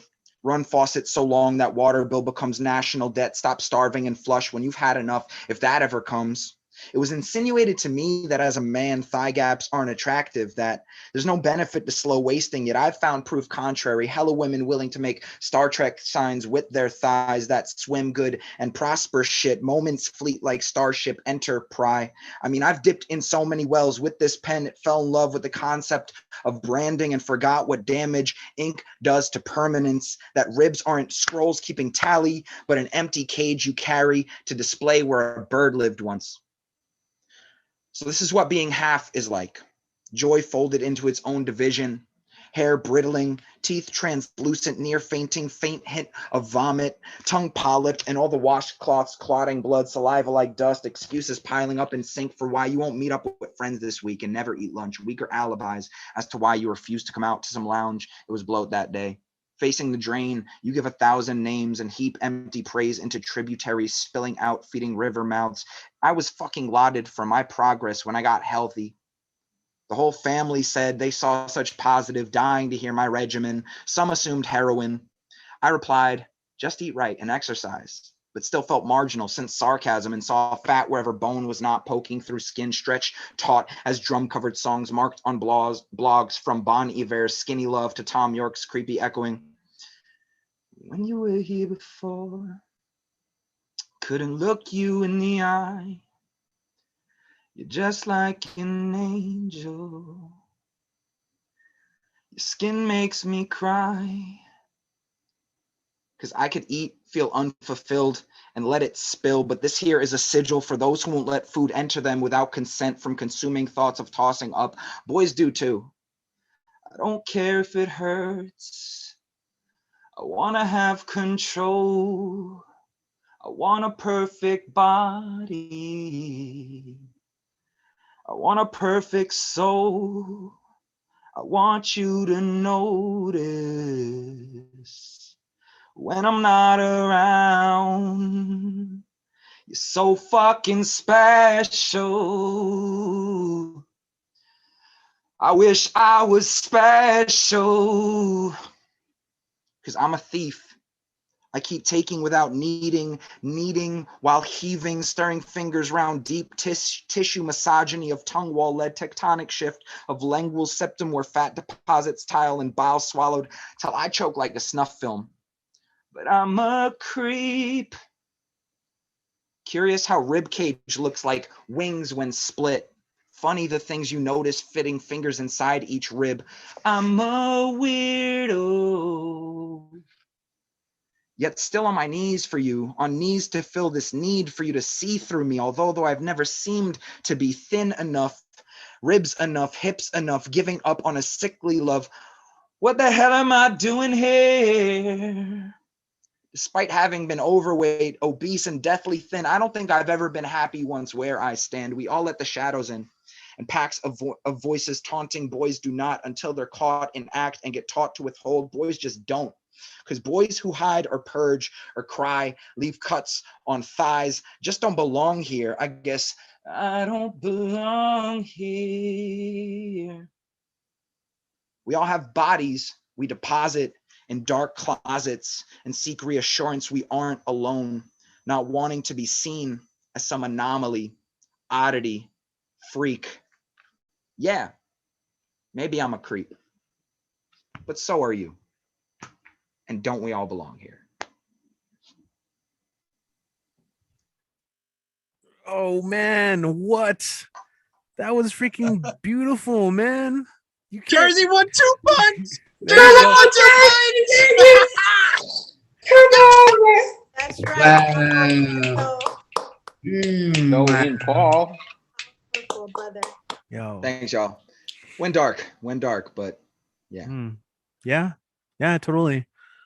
Damn, man. Not dark, truth, not dark. That was beautiful. That Shadow work. shining a light on some on Shadows.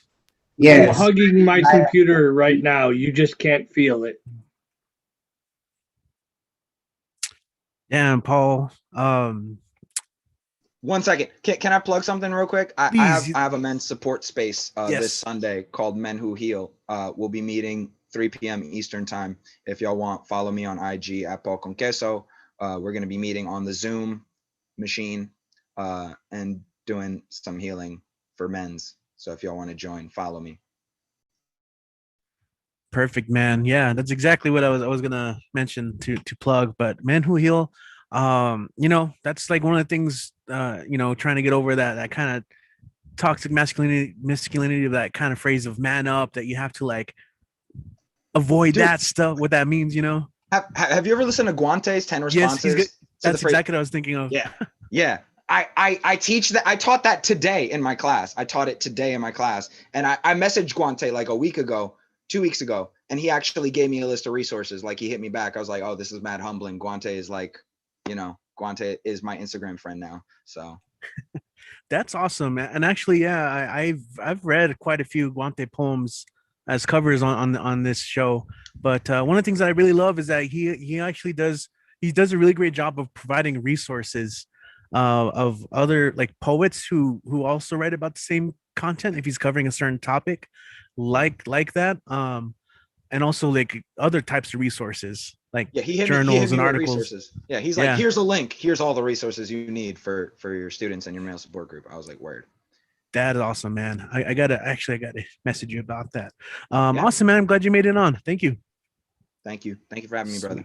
Yeah, had to do that Jersey 1-2 punch. Like, it was too perfect. You guys were back to back there. All right, man. Let's go ahead. We're going from Jersey to Washington, DC, where we got Mr. Ed Poetastic in the house. Ed, Hey, what's up? nothing much.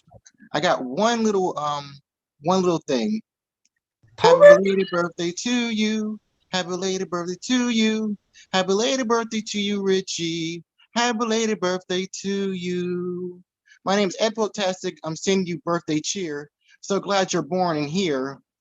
I hope this energizes your jeers. I wish you best wishes and high hopes for this year.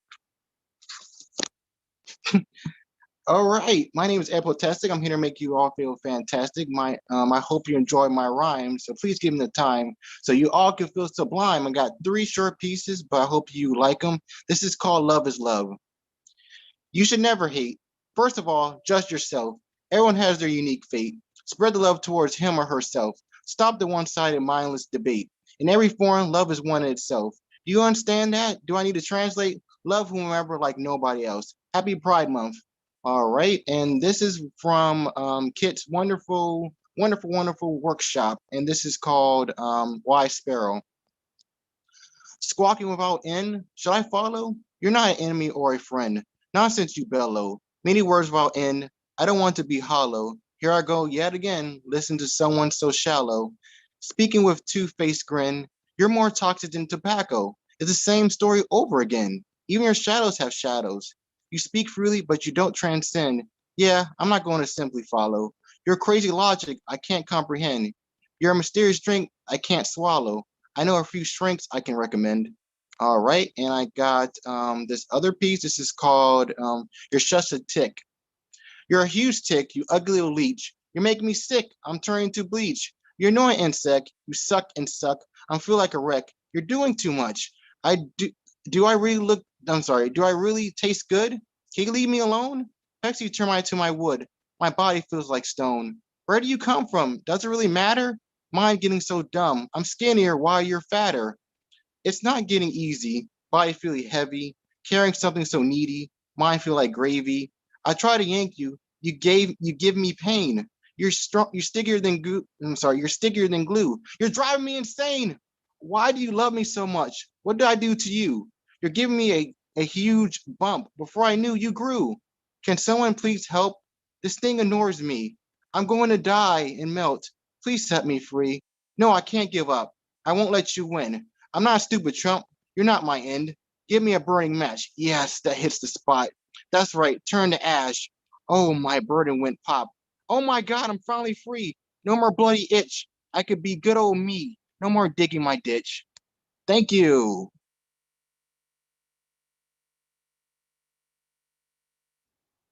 All right, man. Ed. Yes, poetastic. Yes, yes. Prolific and poetastic. Love it, man. Love you too, bro. Happy belated Love you too, sis. Awesome, man. How can people follow you online and support your work? Oh, sure, no problem. You can follow me at Facebook, Eddie Foreman, and you can follow me at IG at EdForm92. And I'm having a feature on June 18th at the Mid Salon. If you want more information, please DM me. And please come so you could see my beautiful poetry. And remember, if there's an open mic, I'll be there to shine my poetastic, horrific, and magnificent insight. Thank you for having me. Awesome, man. Yeah, no, I'm glad you're here. Thanks for the birthday song. Always much appreciated, dude. And yeah, always for the kind words. Love that you got to share that from Kids Workshop. As I've said before, through this global network, we've created like an economy. And so we've got all these workshops as well and other types of events. So it's great that you were able to share that. All right. Let's see. Where are we, man? Where are we on the list? Yeah, hopefully you guys are doing well. Once again, welcome to the show. We're going to go ahead and go from Washington, D.C. to San Francisco Bay Area. I mean, you always hear her name dropped before she even performs, before every show. Let's go on and welcome Finn Bell to the stage. What is up? Hey, hello. What's up? Hi. Good evening, everyone. Tonight, I just wanted to share 3 pieces, one short one and, well, 2 short ones and 1 long one. This one is called More Pesky Birds. Wake up. The day waits for no one. Rise up. The hungry finches tap the window in passing. Get up. The sun bathes your huddled form. Wake up. No, do not close your eyes. Rise up. No, do not turn your back. Get up. Do not fade into your cavernous shade. Please stay. Please live.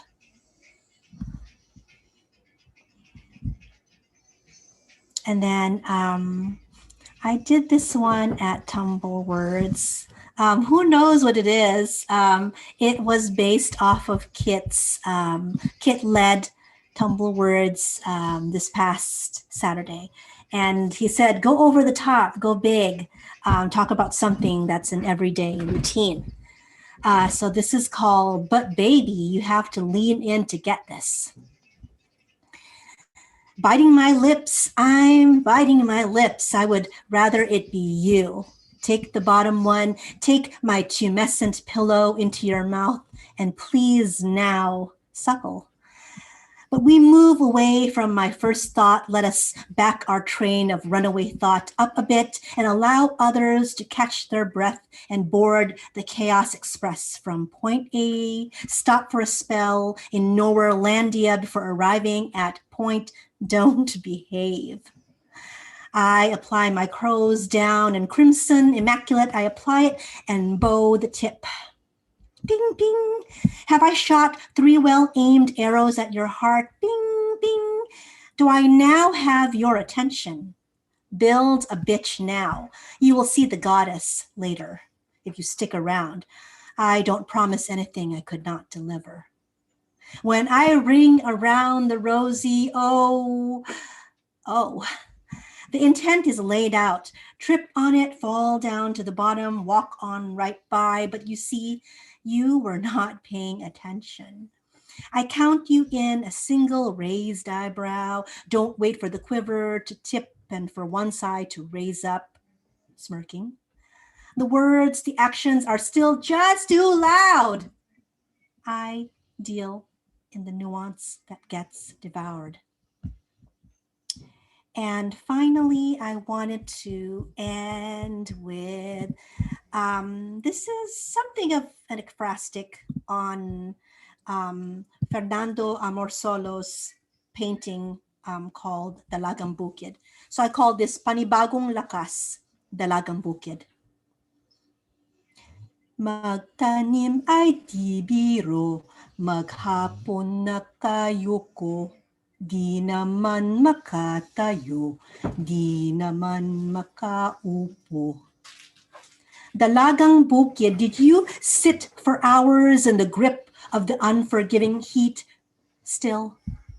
Half your soul already immortalized for eyes that would never comprehend how you smell and taste like the mud patties. The tender rice stalks are planted in. Do they understand how palay also sat still? Patient golden to a twin golden sun at the peak of its ascent, waiting for its turn to come north. Do they understand how knees bent, how spines hunched hour after hour so they could feel like they too shared in your toil by absorbing your bucolic earthy oil tints into their pale dayuhan skin? Thank you. And Ben. You're so good. Stupid. Like water. Woo, Miss Unicorn. So good, so good. Love it. Love the new piece too. Kid always brings out some of the best working people. I love to see when they share it. Wait, thank you. So this week you got another Vocabulary Presents, and what else you got going on? What would you like to promote and share?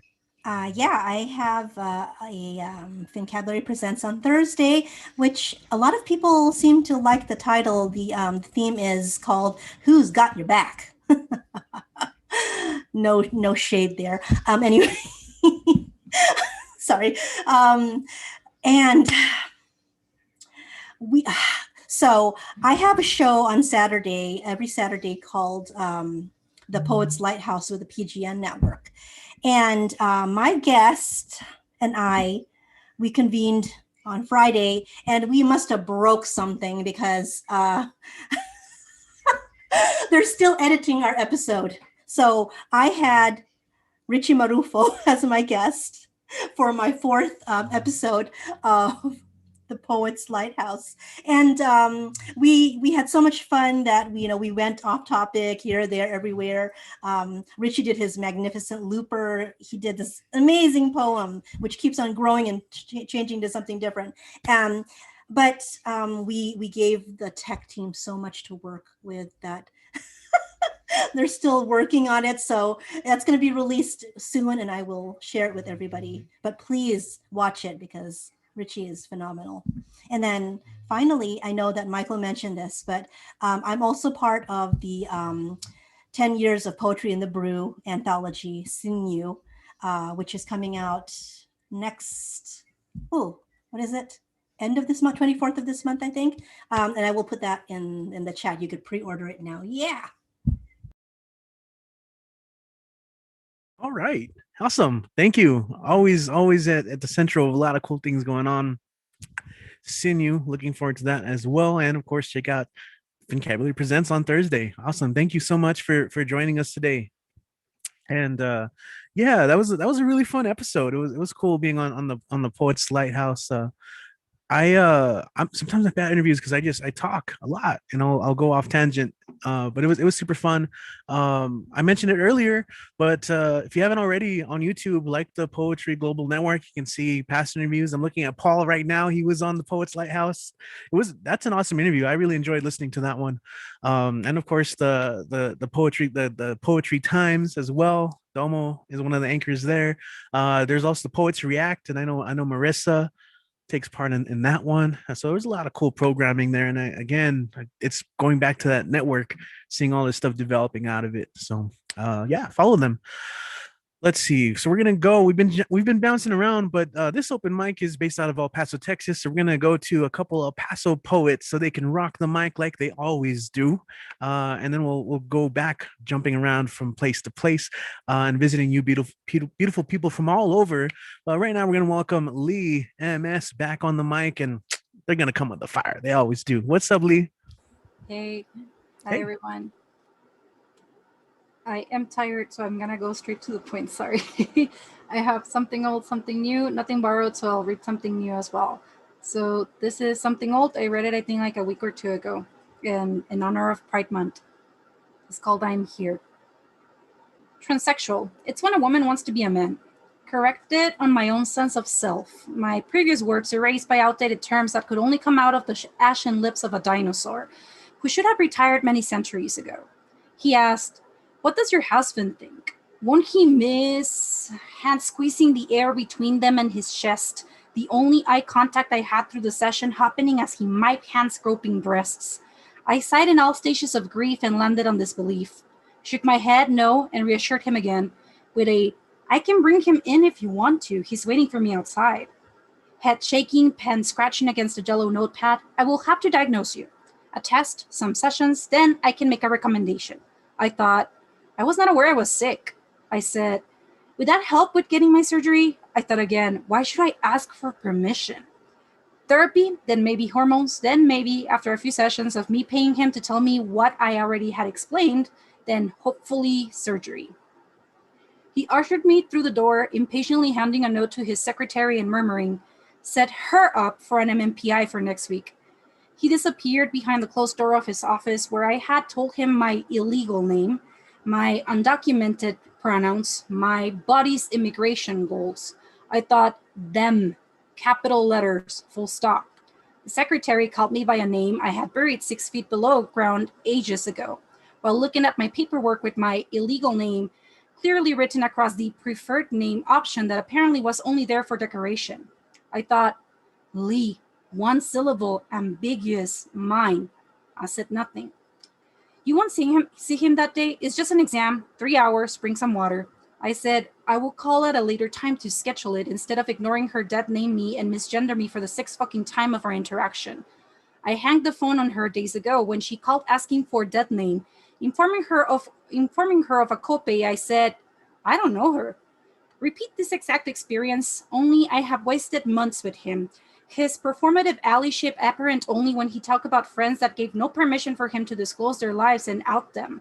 I thought, will he ever shut up? I nodded and tried to interject here and there, interrupted by his complaining of, oh, all those made-up labels, and comparisons of the collective us to child predators infiltrating our already vulnerable cultures. I thought, oh, fuck no, and tried to correct him. He gave me 2 books and sent me home to find other ways to cope with dysphoria, to stop astral projecting out of this meat prison and maybe distract me from finding made-up words to define me. He called me months after he realized he missed those $30 a week I had added to his budget. I let it go through voicemail, deleted, left him on red, deleted, blocked. From 22 to 32, a decade word of the same old, now hiding myself from specialists and a care team that I should have been able to trust. Meanwhile, being out and about in the company of my hairstylist, piercer, tattoo artist, and OB-GYN who showed me more empathy than any other paid piece of shit therapist, psychiatrist, social worker ever did. I thought, this is not on my terms, and I said it out loud.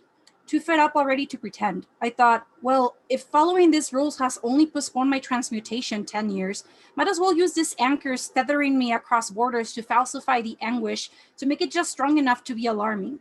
What's one more anchor, baby, doctor shopping across the border? I asked of them to circumvent the insurance policies made accomplices of the empathetic people who had made unsafe places feel safe, even welcoming. I said my name, my pronouns, my transition goals. They justified procedures with minor circumstances so that I could live and just be. I'm here, and I'm not going anywhere. For those not on the know, my name is Riordan Lee Martinez Soto. Roll your R's, get the acento right. Don't come at me with your gringo version because you can't be bothered to learn. I break the boundaries of the binary. I am gender chaos, gender unknown, gender 404 not found. My pronouns are not optional, regardless of the space between my hands and my chest. I exist, and I refuse to be defined by others. So that's fun. Then the next one, I attended also the Tumbleweeds project, so I really like how this one turned out, and it's called Weekdays, and thanks Get for the creative juice. So I woke into the squishing artificial banshee lying next to my pillow, the quivering corners of the body sharp and crooked, wrong in all the places, contorting to the touch of light and hint of sound, awoken. The dread does not wait for the blinking flashlights in the brain to stop, and it settles in as quick as I am aware of me. Sleep could not come sooner, and so the day would drag. Sleep could not come sooner, and so the day would drag again. A temporal pocket universe where the clock does not tick, but the thickening mystery continues its course. Standing before my apparent doppelganger, staring at myself across the mirror universe, I fail again to recognize myself. A blob of meat and crunching bones, a monster chomping onto itself every morning, a rawhide treat. I wonder if this is the end-all be-all of self, and instead focus my eyes to focus on the internal fiction of myself, the self with just a voice, amorphous body made of nothing but colors. I forget myself under the falling water, unaware again of the way that time and mass and distance work inside this pocket of existence. I feel hands approaching the crevices with a concoction made only of fragrance and chemicals assigned to clean, knowing it won't work once again because I can never clean this vessel of myself. Oh, wait. And I don't know if I have time for one more. If not, that's fine. Go for it. Go for it. Okay. So this one, brand new. This is called Dissociation at the OB-GYN's Office Just Hits Different. Long nails, rose-colored acrylics that make me wince, a reflex reaction to the expectation of pain. Rose-colored lips plumped into a frown as cold hands explored my crevices, hidden corners behind grape tape, nonchalantly. Didn't even ask my name before. Another cold object found its way in, looking for spots missed, spying what remained unknown to me. Moved so carelessly by uncaring hands in charge of caring, and then the sharpness of metal expanding the shrinking universe. Forcefully, without a warning, and the smirk that came after tears were shed. It makes you wish you had waited longer, huh? She kept my insights a secret to me, discovered only after years of pain and clots of red because they weren't a concern. Another rod of surgical steel controlled by warmer hands with no intentions of caring. Another swab to test the scene, another set of questions to determine if hysterical, sex-averse, or real invalid. Just don't wear any products. I sat with doe-like eyes about to meet the headlights. Free bleed. It's just irritation, what I felt. Another dent on my savings without any answers aside from layers upon layers of questions and garments like band-aids shoved inside a stab wound to keep it all from bleeding, hurting, a fist wrapped in glass when the clock strikes 30, and another stab wound in the making begins to show me answers and solutions. I'm 31 years old. My mom is 53. My tias are 50-something. And they still remind us extra pieces of fast-growing cells and all, that our incubator's expiration period is set only by those who couldn't care less if we bled out on their floors. And that's it. Yo, that was more than it. It was everything. Thank you as always, Lee, coming through. Damn it, that was awesome. Yes. Yeah. Thank you. Awesome. Yeah. Lots of love on the YouTube chat as well for you. So if someone's tuning in and I, connecting either with your words, how can they experience more of that? Yeah, you can follow me on, there we go. You have Instagram, cadáveres_literarios, or you can also look me up on Facebook. It's Lee Martinez Soto. My Linktree is the entire Linktree thing and then /cadáveres. It's like cadavers with one extra E. And yeah, just hit me up. I am happy to announce that I have a date for my surgery. So starting the transition period, it's never too late. To all my peeps out there, still in the closet, out of the closet, just be safe, enjoy Pride, and we see you and we love you. Beautiful. Thank you, Lee.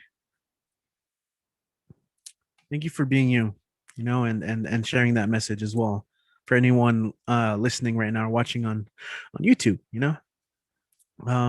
Sweet.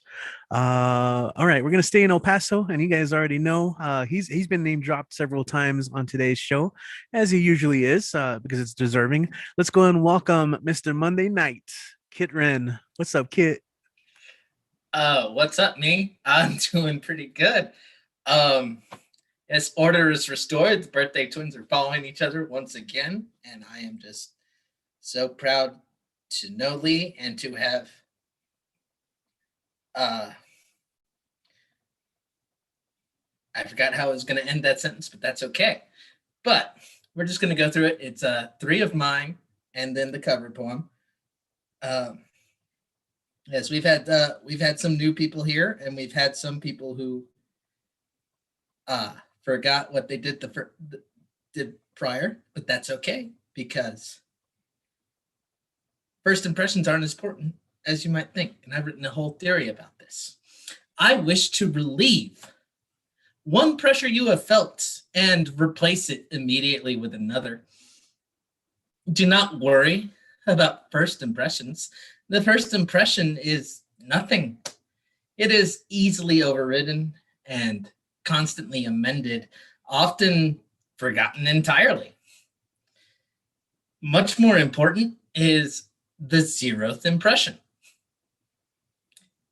You have no control over the 0th impression. You have no way to influence it or even access it. It is being made right now, independently, in places that you have never even driven through. You see, as friends tell new friends of old friends, these new friends must depend on imagination and stock images to complete the story themselves. You are a placeholder name in so many stories. People you have never met have strong and inflexible opinions about you and what you should have done that one time. One day, you will meet someone who knows of you only from a bystander's account of the worst day of your life.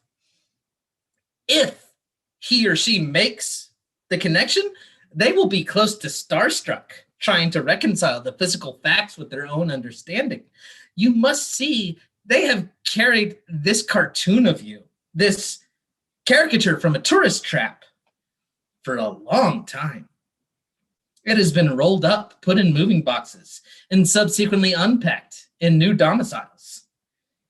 They may have even added their own twist to the story. It is their story now. You are now the protagonist of a modern urban legend. Do not fight against the 0th impression. Do not dwell on it. Don't justify yourself. Don't try to give context. Do your best to see the honor and not the offense. While no one can be all things to all people, you may find that, thanks to the 0th impression, being many things to enough people is astoundingly easy.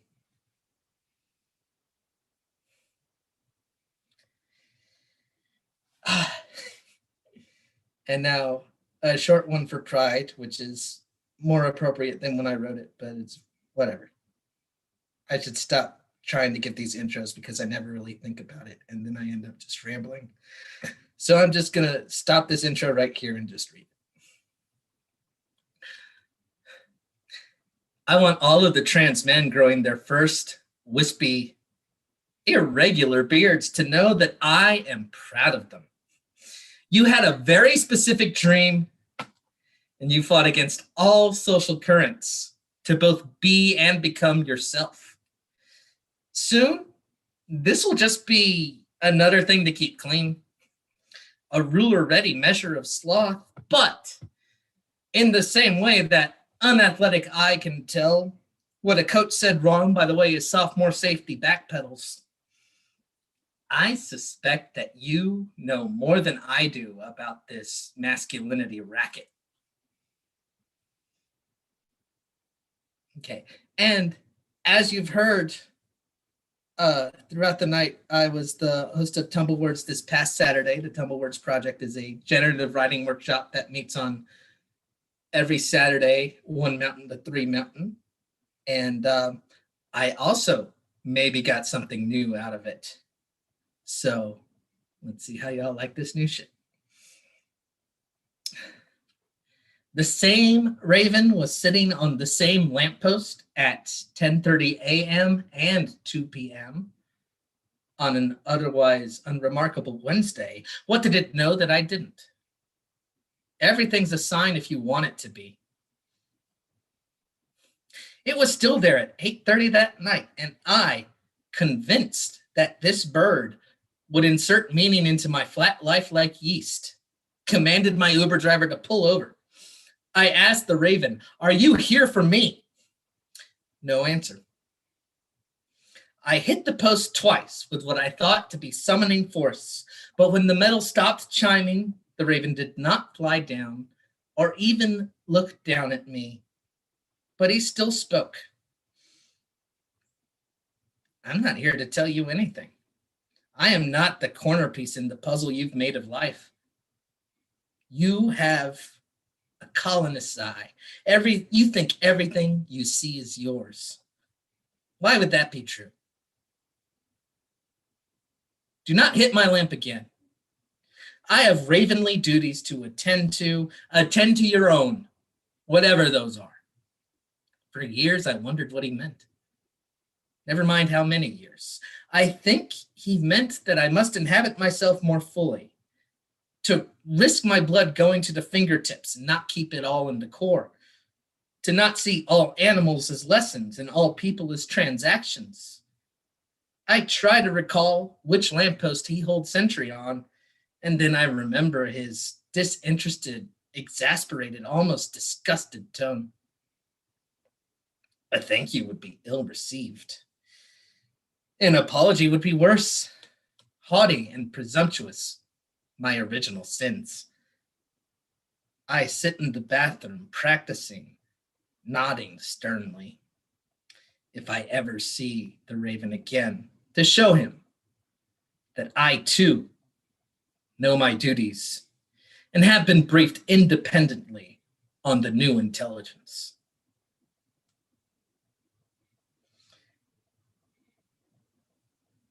And for the cover, I was indecisive about the cover for a while, and when in doubt, we go to Jack Gilbert. So this is Going Wrong by Jack Gilbert. The fish are dreadful. They are brought up the mountain in the dawn most days, beautiful and alien and cold from night under the sea, the grand rooms fading from their flat eyes. Soft machinery at the dark, the man thinks, washing them. What can you know of my machinery, demands the Lord. Sure, the man says quietly, and cuts into them, laying back the dozen struts, getting to the muck of something terrible. The Lord insists, you are the one who chooses to live this way. I build cities where things are human. I make Tuscany, and you go to live with rock and silence. The man washes away the blood and arranges the fish on a big plate, starts the onions in the hot olive oil, and puts in peppers. You have lived all year without women. He takes out everything and puts in the fish. No one knows where you are. People forget you. You are vain and stubborn. The man slices tomatoes and lemons, takes out the fish, and scrambles eggs. I'm not stubborn, he thinks, laying all of it on the table in the courtyard full of early sun, shadows of swallows flying on the food. Not stubborn, just greedy. And with that swift motion, we all know he has completed alchemy and has completed his set. Kit's friend, Mr. Monday Night. I know I have to say it every time I think of that. Yo, man. So what you got to promote? Ways to connect, all that good stuff. Let's see. I found this and I added to it with a pen, but you can't see it too well. Instagram at Kit Runaway, Twitter at Kit Talk Sports. You know what to expect from that. This is an artsy fartsy blog about football. It's inactive for now. You can look me up on Facebook. I'm easy to find. You can put money in the tip jar on PayPal, or you can just send me a regular email. And I'm going to print a new one of these that has my Goodreads, because I have a Goodreads that I take way too seriously and put up reviews whenever I finish something. I'm at 30 books out of the rolling yearly goal of 50. So watch me read a lot. Right on, man. Always appreciate it, dude. Thank you so much. All right. Yeah, thank you, Kit. Yeah, you gotta add the Goodreads. Like, so many people like use that for book recommendations. Good stuff. Okay, and as I mentioned before, if you go, we are on YouTube. So obviously, if you're watching on this on YouTube, you know that already, right?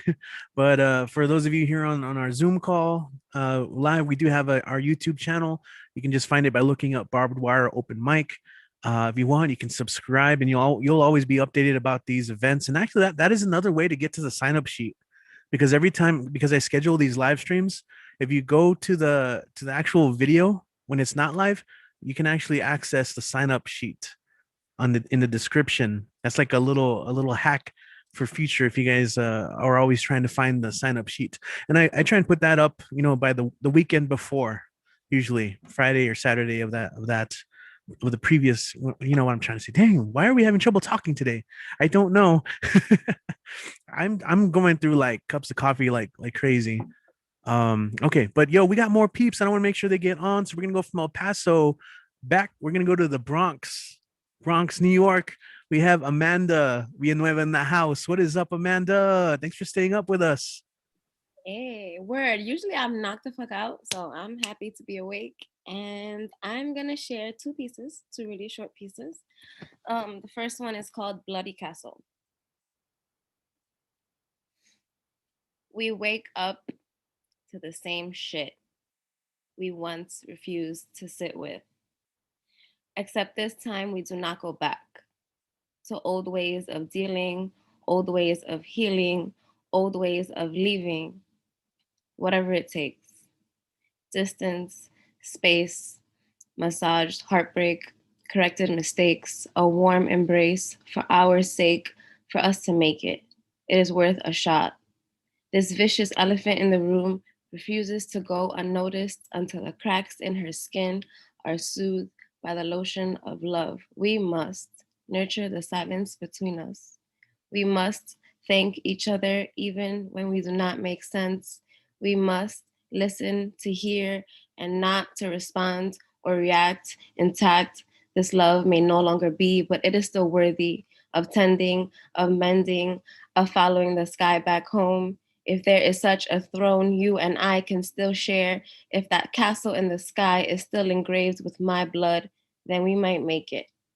If we reverse these spells, if we proceed to make love like no one else matters, then we might make it. Strong on our own, although wiser together, feathers swim between my fingers to remind me of what was soft, of what was delicate, of what was precious. This rage of us not being on the same page will no longer consume me, will no longer confuse me. This back and forth must end before the day does. So that's that. And then the second piece is really short. After you left my body and entered the home of someone else, did you miss me? Did you dance to the song of me crying out for you? Did you feel my body shattered to 1,000, no, 1,000,000, no number big enough to label how many pieces my precious body broke into when you entered the home that was not our own? Thank you. Awesome. Damn Right it. on. Damn it. Damn it, Amanda. That's good. That's an appropriate response. Yeah. I agree, Nick. So smooth. Yeah, I'm glad that you were able to stay up to join us, and that you did sign up. Amanda, how can people follow your work online or just support or connect with you? You can find me on Facebook and Instagram, Amanda Ashley Villanueva. I'm also on Medium, but I will link all my information in the chat. Thank you for having me, and happy belated birthday. I appreciate that. Thank you. Thank you. You're on Medium. That's really cool. I gotta check that out. Awesome. Thank you, Amanda. The Bronx in the house. I love it. I love it. Thank you. I'll always remember like your response to like it was a couple of weeks ago where someone was doing a poem of unrequited love, and I was talking about like the agony of unrequited love. You're like, man, screw that. If they don't want you, you move on. I'm like, yeah, okay, damn, Amanda, you got me. That's true. So sometimes you need someone to like slap that sense into you. So I dig it. I'll always remember that. Okay, cool. So we're gonna keep going, guys. We are going to welcome a debut poet here at this mic, and I'm really excited. And thank you for sticking around. They're joining us from Columbia, Georgia. We have his poet in the house. What's up? Hey, what's going on? So yeah, I'm from Georgia. I'm lit in Georgia, but I'm originally from Beaumont, Texas. So I'm a Texan. I have maybe 2 or 3 pieces. The first one I'm gonna do is I'm gonna say happy birthday, and this is a poem for men for birthdays, and I wanna speak it to you. As he brushes over the fragments he's called his life, he has been transformed from certain circumstances, born into a situation, a man who had to learn his own form of aviation, how to fly from year to year, watching time pass as he might think it might not be his friend. But it's no foe. Seconds, minutes, nestled in hours, time does not repeat itself, people do. Yet and still, these realities make way, decades, while constructively giving way to the opportunity for wisdom to shine. Man, through you, please spew forth all that life has had to offer. As a man, you are expected to pour out from a never ending reservoir, pour your legacy of your experiences, your failures, and your love. And right now, we want to shower you. Happy birthday, man. Take these robust roses and it's your time. Don't let anybody say that you don't deserve to feel special on your day because it's your day. For if this day would not exist, we could not celebrate you. So I thank God for every step you've taken, every path you've crossed, every situation, every mistake, every moment to learn that there are no mistakes. I pray that you look back over your life and you see how worth it all really was, and how necessary you are, and how we need your light to shine upon the world to help others grow. Simply put, you special, bro. Take care of yourself as a gift to all of us. Happy birthday. We love you. All right, that's one. Then I have another one. All right. The second one is called It's the End of the World. It's the end of the world as we know it. It's the end of the world and we know it. And I feel fine. Oh my. We are in the midst of extraordinary times. 2020 gave many of us a vision we didn't want to see. The sick and shut in became our reality. While the revolving door on one world was closing, the depth of our mental capacity constantly exposing another world was being transformed from variables unable to be controlled. Toilet paper has officially made its mark in history, roll by roll by roll. Kitchens became a makeshift math class and home offices created from bedrooms, yet it was the inauguration of a virtual lifelong bond connected through live streams and Zooms. What has brought us all to this stage? Lend me your ear while we poetically engage. The school halls closed. There was nowhere left for the wallflower to fit in. We were all bullied by the same deadly infectious villain. Forcefully, we forfeited the manual labor of basic physical contact like handshaking. We had quality time to investigate that which we were all forsaking. No friendly hugs, no mistletoe kisses. And we remembered the simplicity of starlit wishes. There were times I was haunted in my solitude. Sometimes I failed to show up. I didn't mean to be rude. The people became thirsty for a normalcy they wanted to return. They searched high and low for a scapegoat, so the stakes began to burn. Was it the apocalypse or an assimilation? An unbiased rival, this Goliath affected every nation. I've seen the desolation of spouses who ached for the sweetness of their mistresses in side pieces. Was the pandemic the crude step parent to pandemonium, while Black folks slaughtered like pigs gave way to concrete symposiums? One by one, living souls partook in a rhapsody of not breathing, frustrations and revolutions scratched at our necks. The people were seething. We saw age-old, familiar, filthy stains of color-coded injustice and digital view splattered upon patriotic gusts of red-hot crosses, white pointy hats, and skies of blue. It only gets dirtier. Hashtag after bloody hashtag. Going for a jog or a drive should not come with a complimentary body bag. Resting in peace should not be offered in death exclusively. A world without hatred sounds like a childish third grade essay. It seems the N95 mask went on so the real mask could come off. Everyone was suspect and don't even think about a sneeze or a cough. Political disaster and governmental chaos mushroomed while press conferences seemed like singing slop like fifth grade brawls in lunchrooms. We saw the green and white of Nigeria split in two, fighting to be treated equal. It was them against their own people. Cyndi Lauper's true colors resound through silence, echoes of circumstance. Around every corner, it seemed like a fatal game of chance. I looked around and I pondered, where has thy silver linings migrated to? You made poetry, a towering bright light that would essentially shine through. I see you. So many lyrical geniuses stretching from the Caribbean to the Middle East. Every time I hear you, it's like a whimsical literary feast. You prepare to give us the best part of you, your heart and soul. Collectively, we have taken these lemons and made liquid gold. I met you and all of you. I swear you put a sparkle in my eye. I was like, wow, God, this old girl from Texas finally found her tribe and it was worldwide. Your words of power that have defied COVID-19. I could not have imagined meeting all of you even in my wildest dreams. We represent the prototype of that which your world could hope to be, loving each other on a common ground, embracing culture and individuality. Whether you make me laugh or whether you make me cry, you never fail to cause my spirit to fly. I was adorned with the fortitude of the Ukraine while looking out my window at big old drops of Georgia rain. I fell deeper in love with the sophisticated tribal bliss of Africa. You encouraged me to rise and shine with stamina. I gallivanted over the Indian Ocean to Australia, and it was all due to your poetic paraphernalia. From the heartbeat of Harlem to the highways of Houston, Texas, where the spirit of DJ Screw still wreck. Hey, this virtual poetic vibe has captivated me. You got nothing but mad love and respect. I have pranced in the ghettos of London and smoked a sweet with Latinos in Cali streets, got sweaty in the rainforests of Brazil.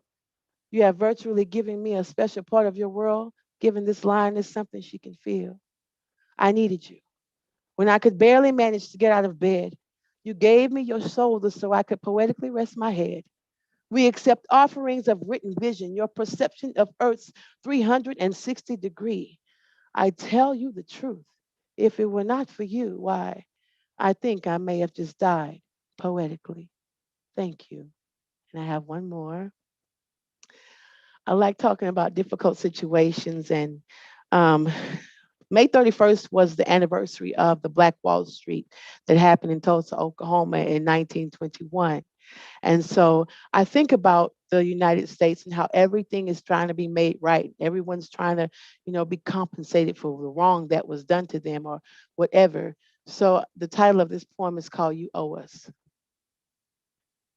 Government of the United States of America, you owe us.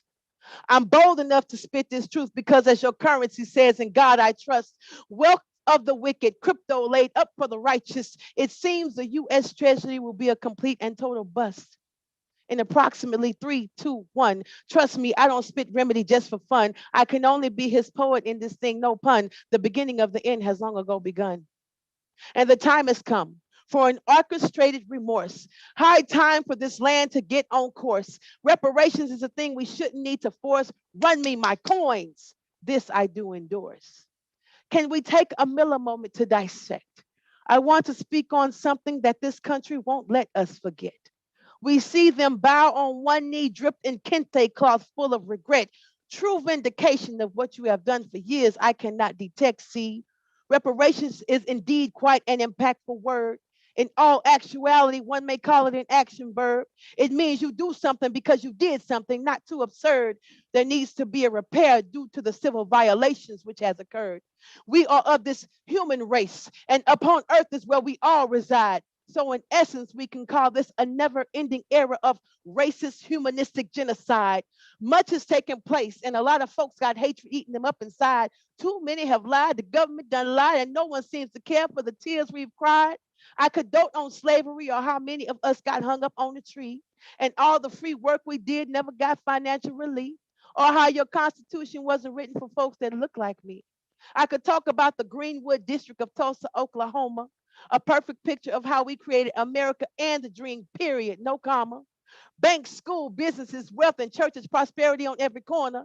Black folks was doing the doggone thing, make you say glory, hallelujah. But in this country, that was too much like right. Some people made a plan in the middle of the night. They constructed certain destruction, causing much plight. Dynamite was dropped overhead, no chance for a fair fight. I could speak of the brutality caused by the compensated police, or how for more than 8 whole minutes a man perished unable to breathe, or how crack was planted as a fungus to rot the cores of our family tree, or due to the 13th Amendment, certain ones here could never be free. Government of the United States of America, you owe us. You can be redeemed. There's a very meaningful text noted in Ecclesiastes chapter 10, number 19. It said, bread gives laughter, wine gladdens life, and money is the answer to everything. So, Mr. America, Lady Liberty, and good old Uncle Sam, would you please consider compensating? There were promises you made, and you failed to supply the demand. Our people literally had nothing, yet you still saw the need to disband. I don't need a mule, but I could use a house, a tractor, or 40 acres of land. Would you align yourself to be used in God's command? So I make these requests for you to take as concrete considerations. Where there is a will, there is a way, in spite of complications. I also believe there needs to be some constitutional negotiations. USA, it's time you pay back the people you tried to break. Simply put, we need reparations. Good grief, good grief. Much has taken place, my God. Times for many of us have been mighty hard. And yes, you've kept us. That fact I cannot discard, but I'm saying it in advance. It's turning around. So I thank you, dear Lord.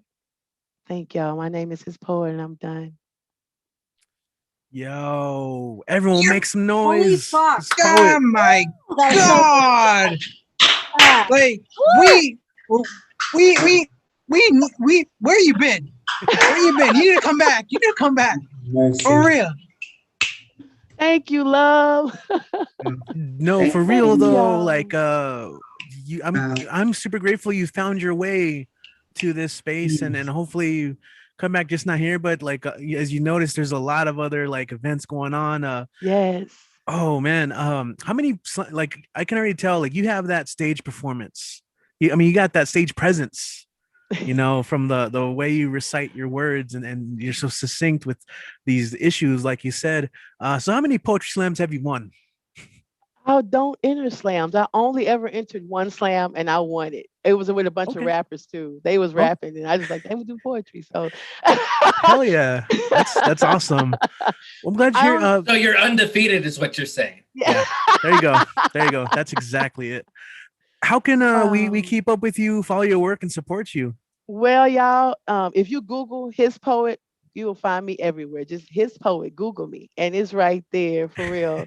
And I'm on Club. If anybody's on Clubhouse, I'm on there.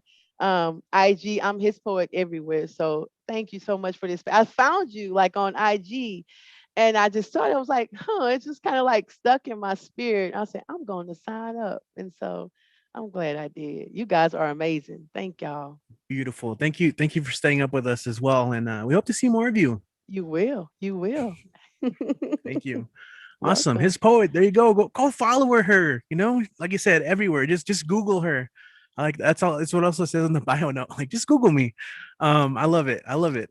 I love that we're still finding people now. And you know, even though that was like your first time performing here, like you know, those poems like just captured what so many of us have been talking about the whole past year. Yes. You know, so it's community here for sure. Thank you.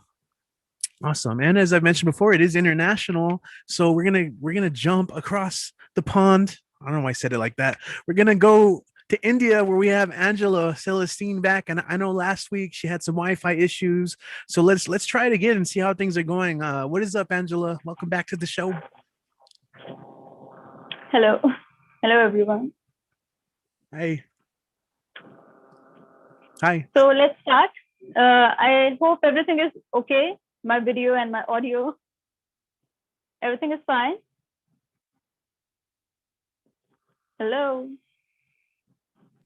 You're good. We're all making thumbs up. Yeah, You're we were good. giving thumbs up. Right. So the piece that I'm going to share today is a long poem, and the title is When I Am Gone.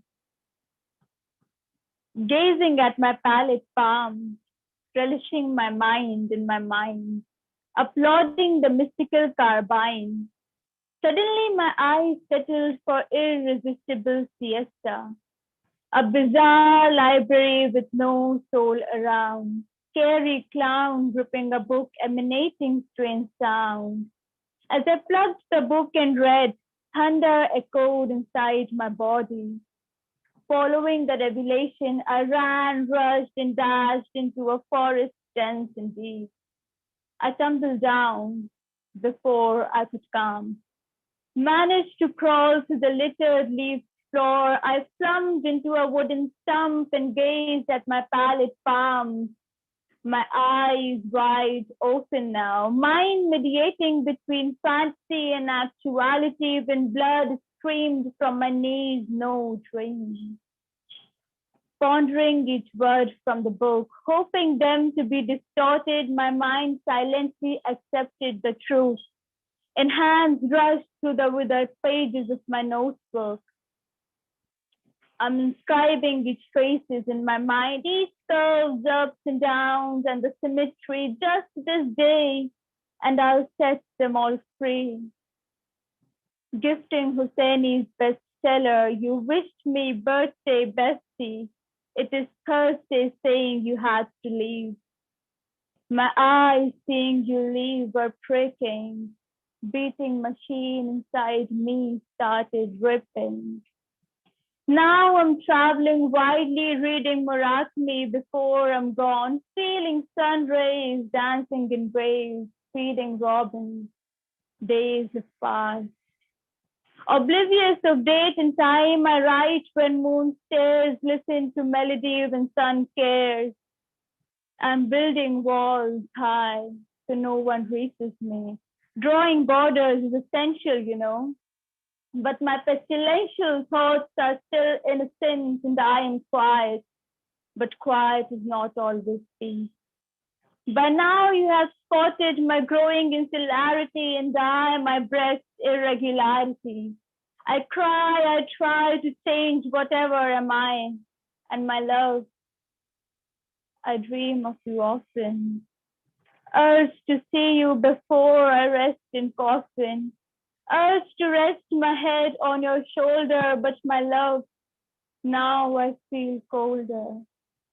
I scream in pain with no hope of flight, so I admire my sorrows, and sometimes I borrow some more of it. I peep at our memories through the crevices of my mind, the clouds of love my heart carries burden me with no hierarchy.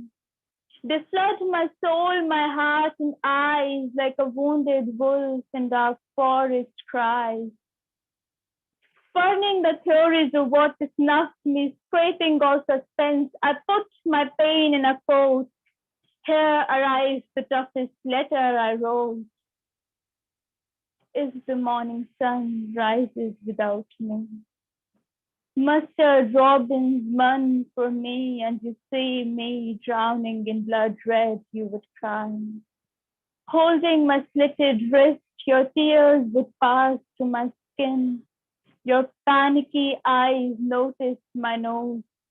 Dear Bessie, the first libretto I quote. Another tear would meet the lifeless paper, grief's moisture would fill the room as tear would disguise vapor. As you progress, your hands would tremble, my words would strike you. Don't worry, I'm already gone.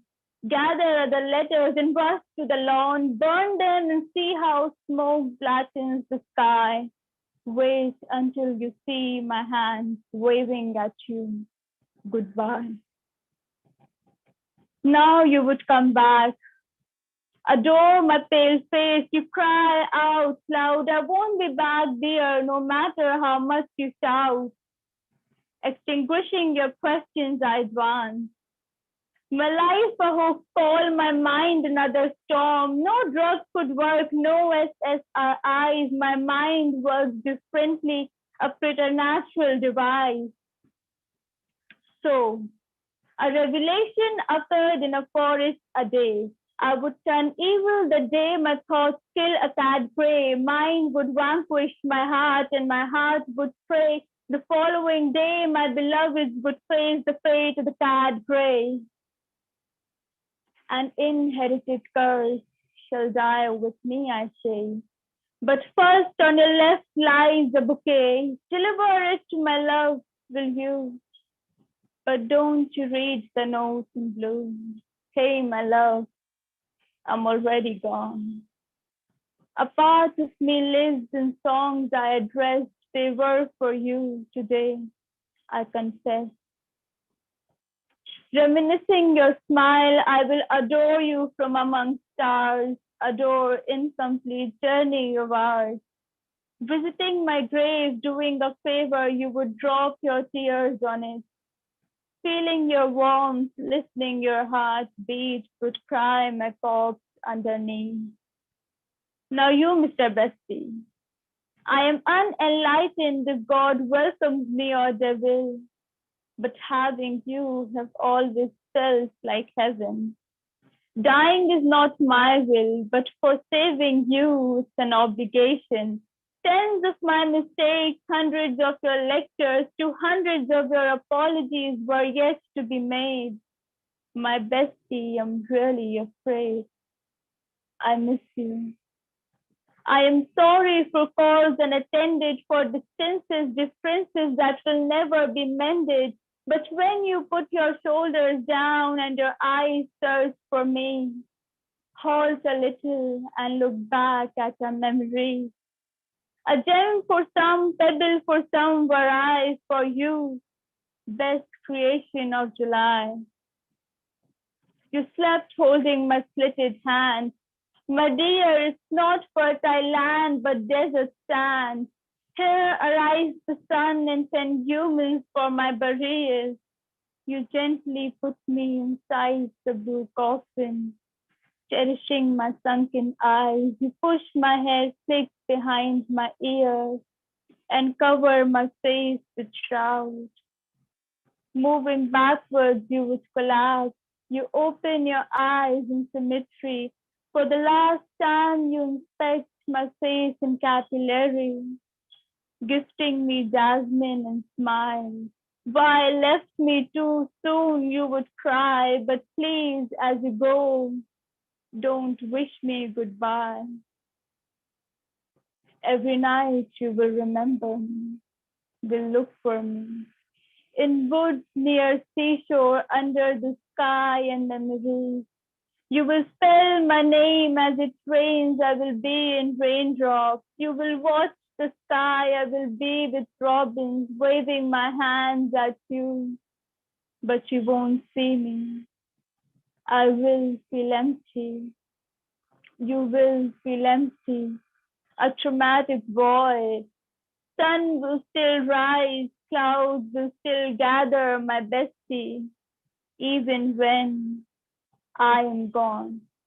Thank you. Yeah, Angela, it worked this time. You got the Wi-Fi on. We heard you loud and clear. You got people digging your pieces on the chat. And as I already mentioned, you have your Thank you so much. Instagram and your YouTube channel, right? If you want to share those links in the chat as well. Thank you for making it. Thank you. Awesome. Yeah, Angela writes, correct? On Yeah, Instagram. that's right. Cool. Awesome. Yeah, I'm a big fan of your YouTube channel. So I think you're Thank doing you so some cool much. things.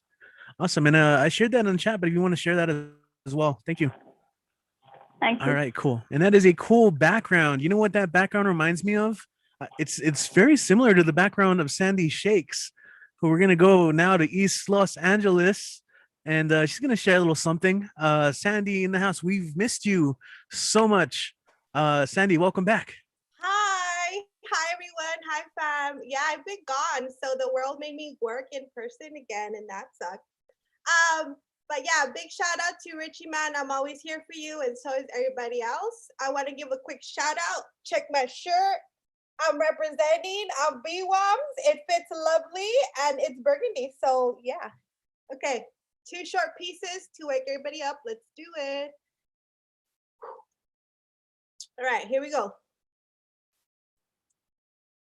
Growing up, la verdad always changed depending what authority needed it from me. We grew up in the brown gypsy state, meaning if it was time to put on a show, orale. Tell me what color your fairy tale needed, and I could conjure up that ink from one of my dreams. Nothing permanent, but something you could show your mom, and she would say, okay, mijo. That okay, mijo, mija, was enough for all of us to keep our truths alive. Para que no se preocupe, la pinche verdad was we were all just trying to survive. Like an indigenous prayer, we were up to our eyelids in smoke. Smoke from the truth, the white people's truth that discarded our reality, that looked down upon us because we dressed in khakis, because our lips were outlined burgundy. It wasn't in fashion yet, so media determined it unlawful.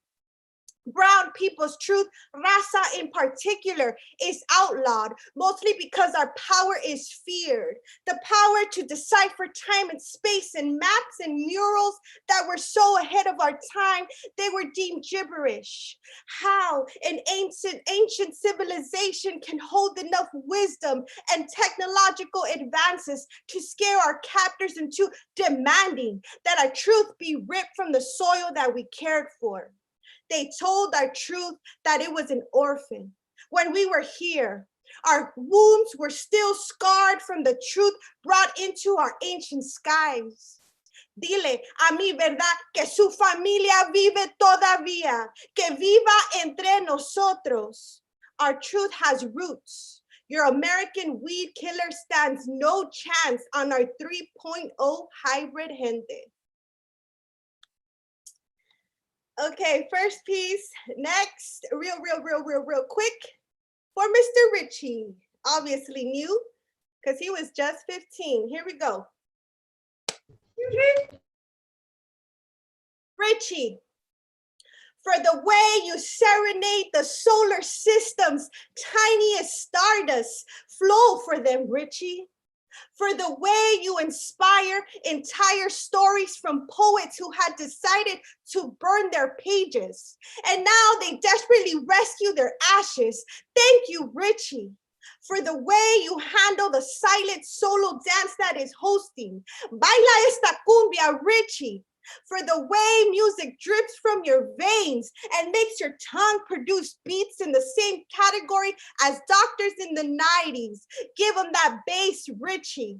For the way you have crossed over to college campuses, making these incoming students feel every letter in the word dope.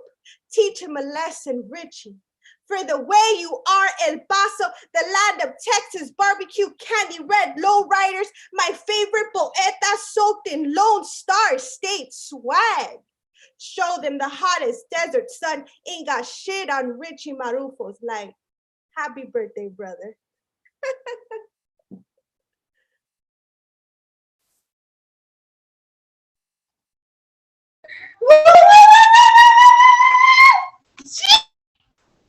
God damn, Sandy. God damn. Holy shit. Yeah. Oh man. You guys Holy like yours, shit. cons, like you guys are oh man, I don't even know how to respond to that. Just like ultimate gratitude. Thank you for that so much. Thank you, brother. Dope. Yeah. That's cool. I'm gonna replay that one again and again. Thank you, familia. Awesome. Was that it? Did you have more? Or? That is it. I'm gonna keep it short and sweet. All right. We are now hosting an open mic every month, hosted by yours truly for LA Poet Society. Come through. It's the first Thursday of every month. So if you guys want to come and hang, that would be amazing. Awesome. You gotta allow me to catch my breath really quick. Hold on. It's like when Conrad heard Peace, you know, I was like, I had to turn off my camera, I think. I'd be like, hold on, wait. Ah. You got a whole compilation, man. Shout outs, low key but high key. All the love, and again, thanks for supporting that. That shirt looks great. Like everyone who's purchased the shirt, you know, when you guys, hell yeah, awesome. Love it. I should wear. I'm not even wearing a BWOMS shirt. All right, I'm gonna wear it next time. Thank you guys so much. Yeah, my face turns red when you guys do this thing. All right, who we got? Oh, we're gonna stick around in East LA because we got. I mean, you guys already know class is about to be in session. We've already been getting some interesting lessons on the chat. You know, he's always coming with the knowledge. So get ready. Let's go and welcome to the stage Teso Somok. What's up, man? Good to see you. Sapo Verde to you. Thank you. And the variant Apio Verde to you for the linguistically challenged. So I just want to acknowledge that Sandy is a kick-ass host also. So she's not shy, man. She knows how to throw it down. So so you guys are amazing. Poet Con, throw Poet Con in there, man. She rocks too when she MCs. So definitely a good crop of leaders are emerging from the pandemic shadows. So I'm very proud of that. And yes, how can we forget Trisha de Jesus? She's the queen, definitely. So I'm gonna share a piece, and then I'm gonna try to do a musical for Richie's birthday. Not a happy birthday song, but just play music because he loves music. So this is an excerpt from a longer piece that was titled Cuando Ubaldo se rodó.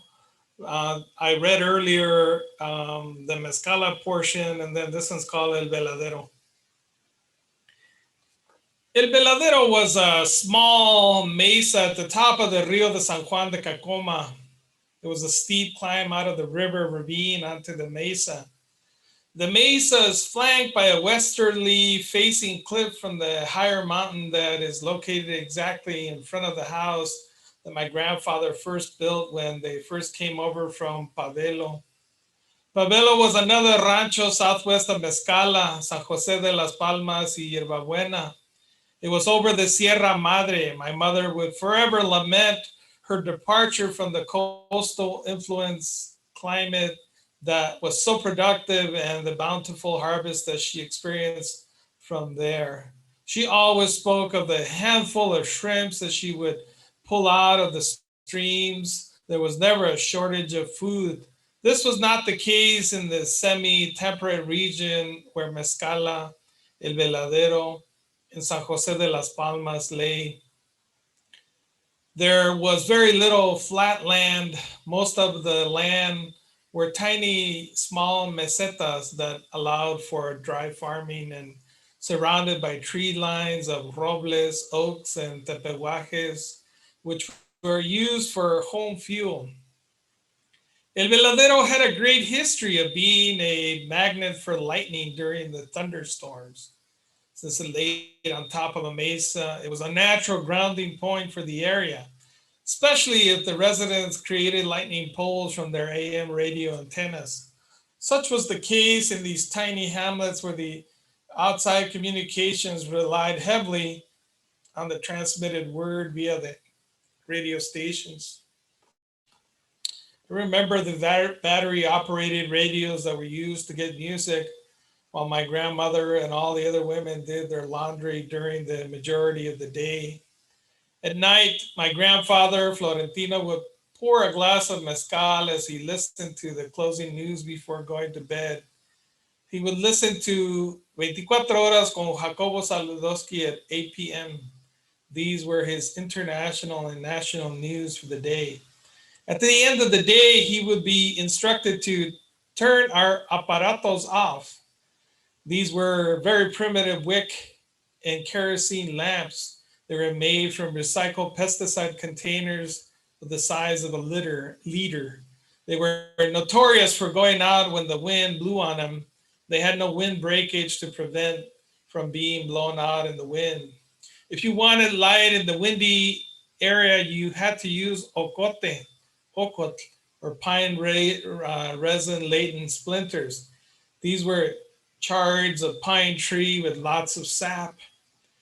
You would grab a bundle of these and light one before you headed out, and these resisted going out from the wind. You just had to keep adding splinters to the bundle to keep the light going. This was the fire starter used in all these ranchos. It was easily available in the Sierra de Santa Monica, a nearby rancho located northwest of La Hierbabuena Rancho. Once or twice a year, people would head out there to get ocote, and it would be made to last the whole year. The house was very primitive. It was made from the adobe foundation. Adobe was made on site by my grandfather. It had a kitchen area, a main room with a tlapanco, a loft, and a smaller room for storage. The front entrance faced the cliff of the ravine in front of the house. There was a giant wall, almost 270 degrees. So that was my excerpt, and then I felt compelled because Tricia de Jesus challenges us with her exquisite scene writing that we're only left to try to produce as good as try to imitate the master to try to get there. So, and then I'm going to try to, can we do a sound check, Richie? Yeah, let's go for it. All right, I'm gonna play the backtrack and then try to play the guitar, and you tell me how it sounds.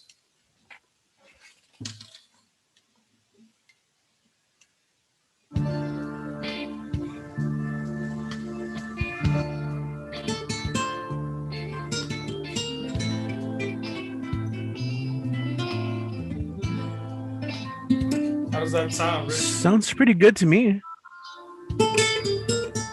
Wow. That sounds good? Yeah, I think so. Maybe you can bring up the backing track just a little bit, but no, it goes together pretty well actually. How about right there? Yeah, I think that works. Let's do another.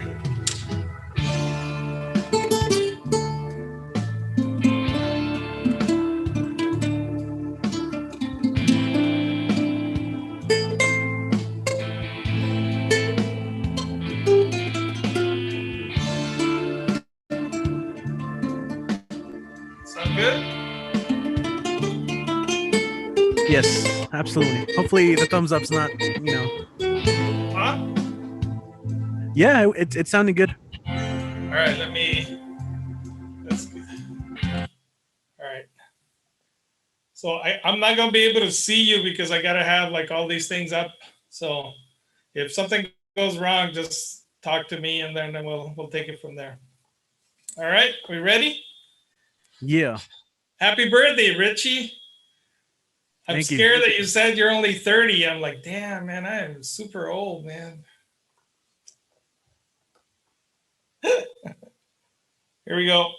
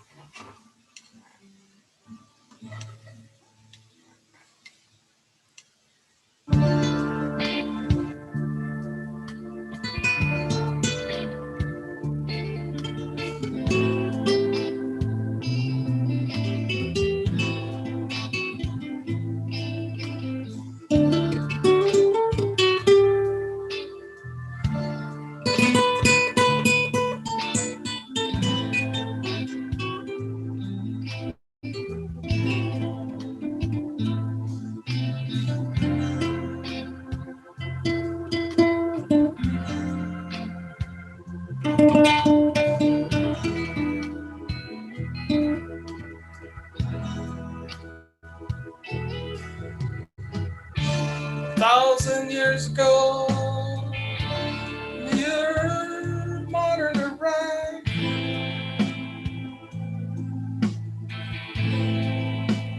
Today the stone paved roads began with the Glastonbury swamp timber preferred roads of the UK.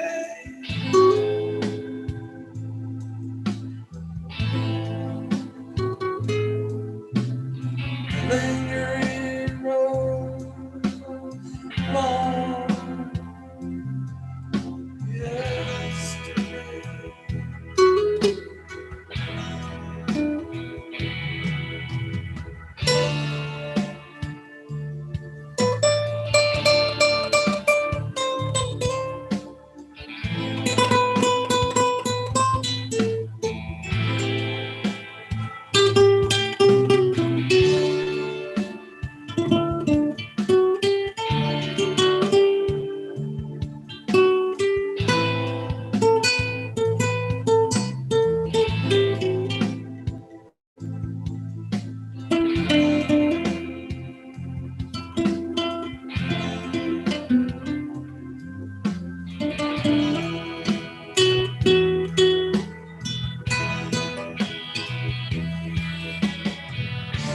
Cartographic inscriptions on all of its legs.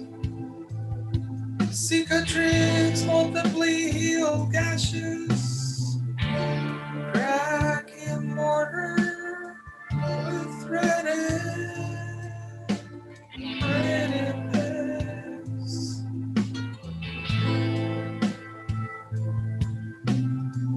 The lingering road of the Russell.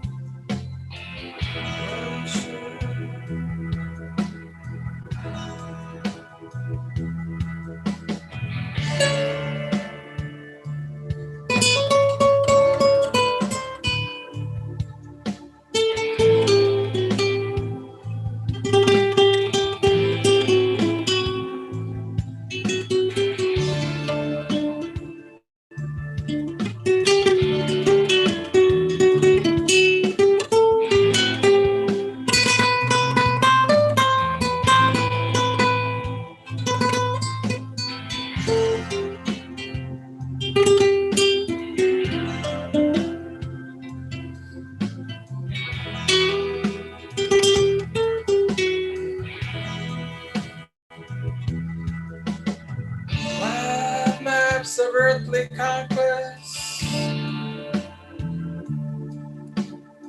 occupation,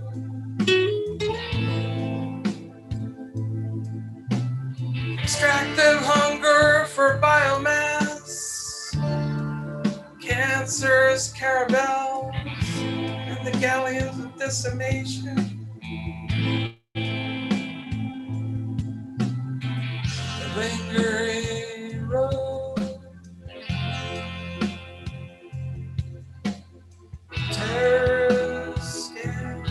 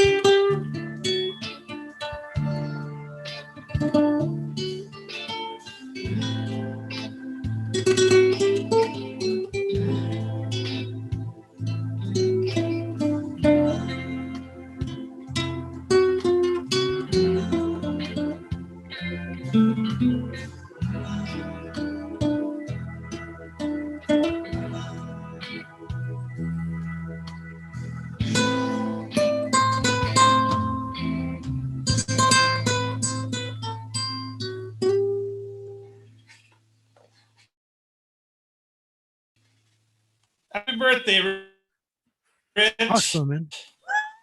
Yeah, man. Appreciate that. I love it. Getting down, man. The Brown Buffalo Blues, man. All right, hope you guys enjoyed that. Yeah. Love it, guys.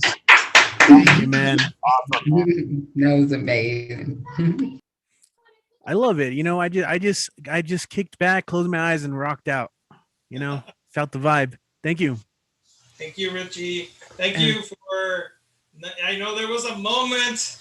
There was a moment where we felt that you needed us, and we all came behind you and said, "We're not gonna back away, Richie. We're gonna be here."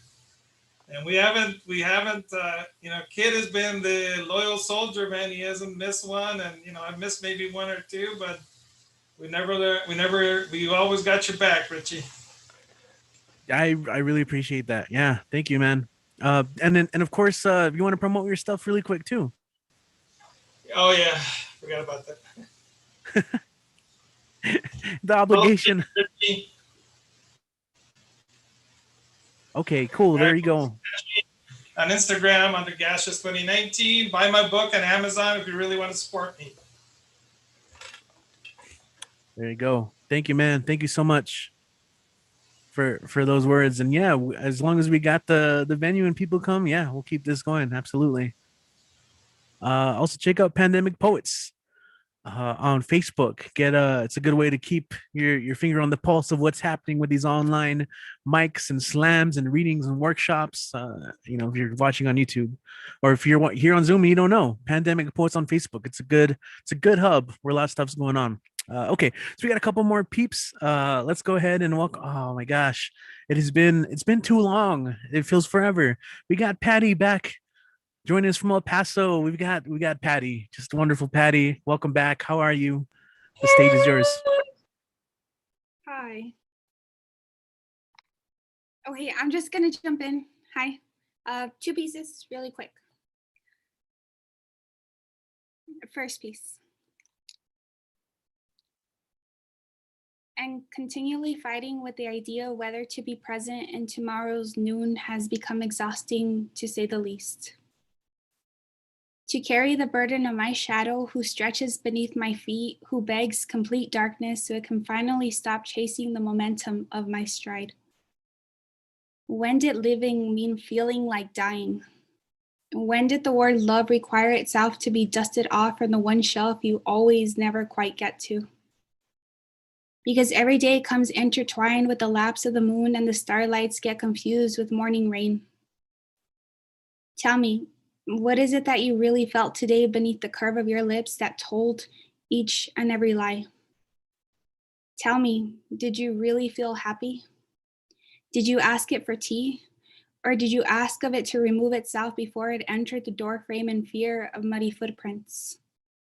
Because fighting with yesterday's memory means that tomorrow's story never even had a chance, never even made it to the chance of a promise.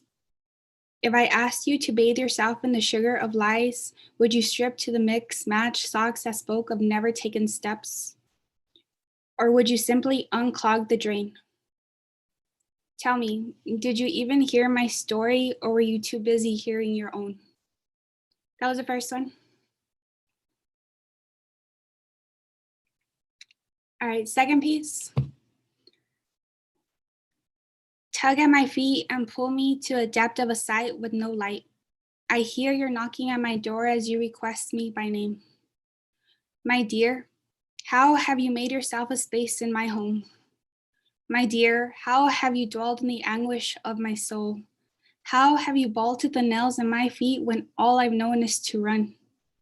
Let me see the beauty once again for more than the seconds the photograph stays in your grip. Let me feel other than darkness. Let me feel happy. Let me feel love.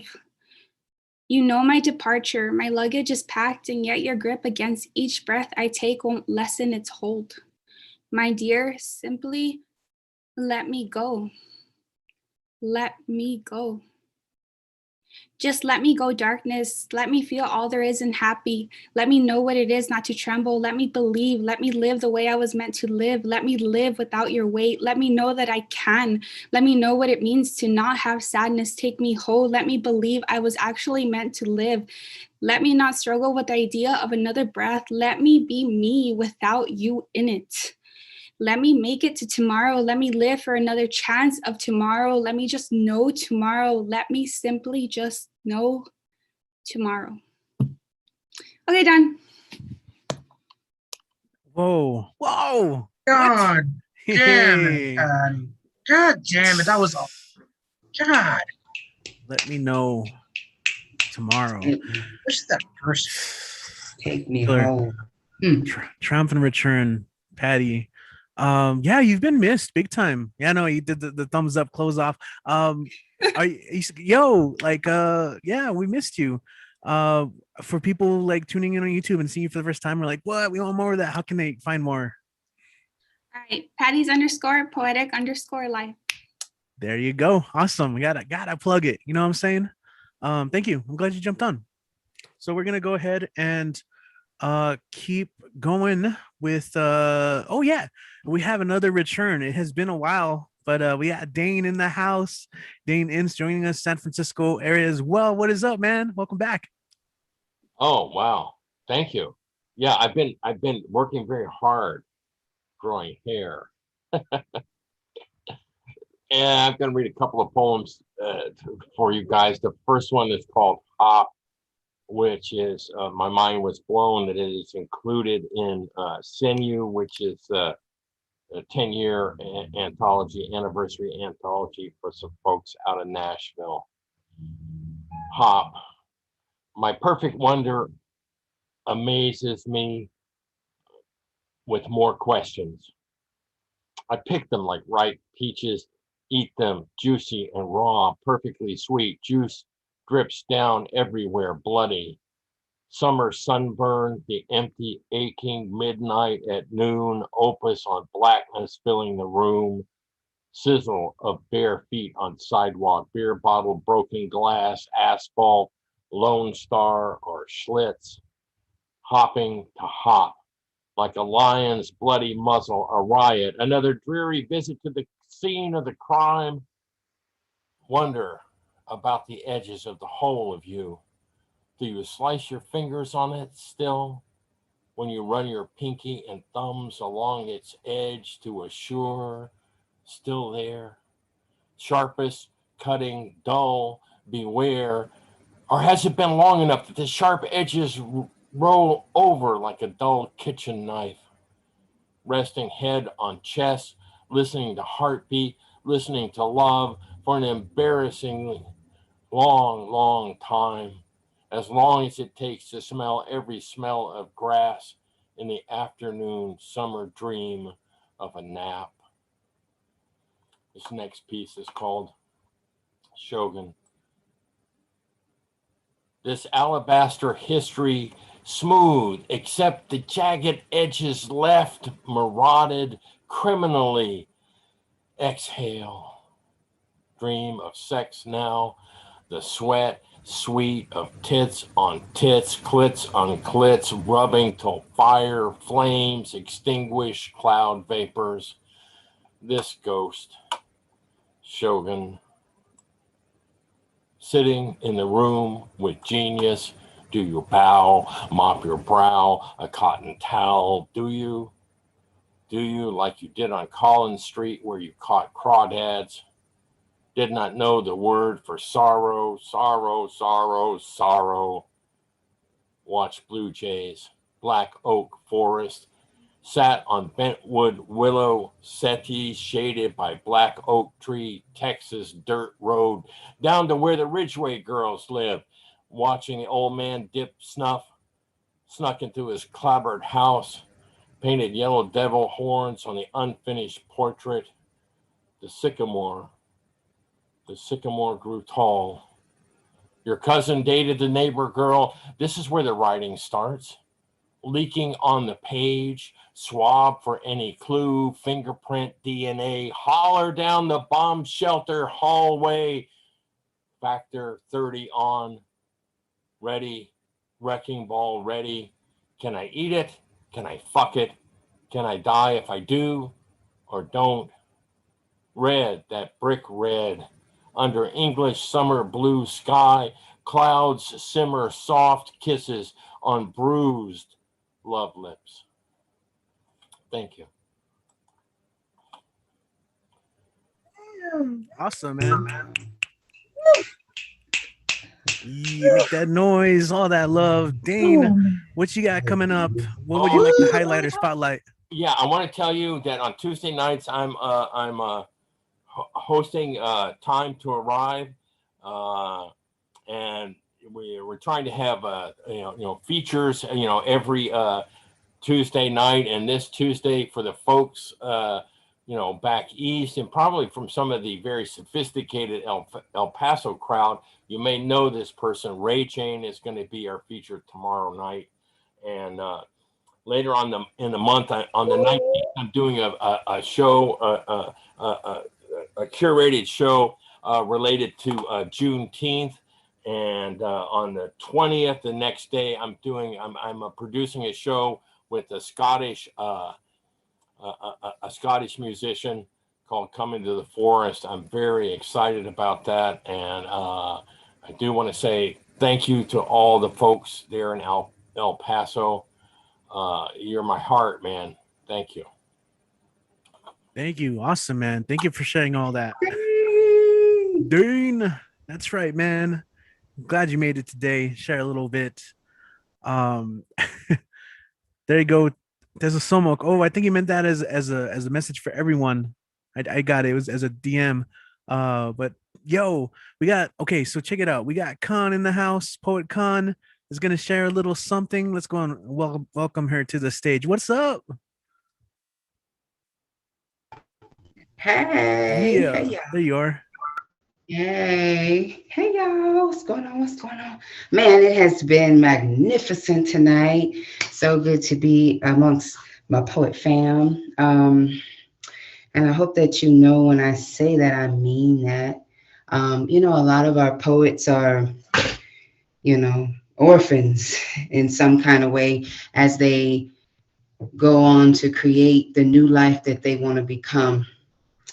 They have to leave the old behind and find the new. And y'all are my new, always have been. And I appreciate y'all so much. And speaking of new, I have a book coming out with Marissa Prada's publishing company, Red or Green Books. I'm part of the original 10. It's some amazing poets from our poetry community. So you can purchase our books from redorgreenbooks.com. I'll put that in the chat. So I have something I want to share with you guys. This is like officially my first track. I know a producer here in El Paso, and we came together and did a little magic. So this is my piece from the book called Othropa Belladonna, and we put it to some music. So, and I need y'all to know this is the first place. I've had this with me for about 3 weeks now, but I wanted to, when I finally got the courage to share, I wanted to share with y'all first. So this is an exclusive right here. All right. So let's see. And this is James Bayou, aka Petrichor. He is from El Paso. So this is from the dirt right here. Yes. And I'm going to turn my camera off so you don't see me over here just geeking out. Okay. Sounds good. Okay, here we go. So, okay. Can you hear it? Barely, barely, barely. Should I adjust something? It's just real low at this point. Sounds good, Con. Okay, let me start over.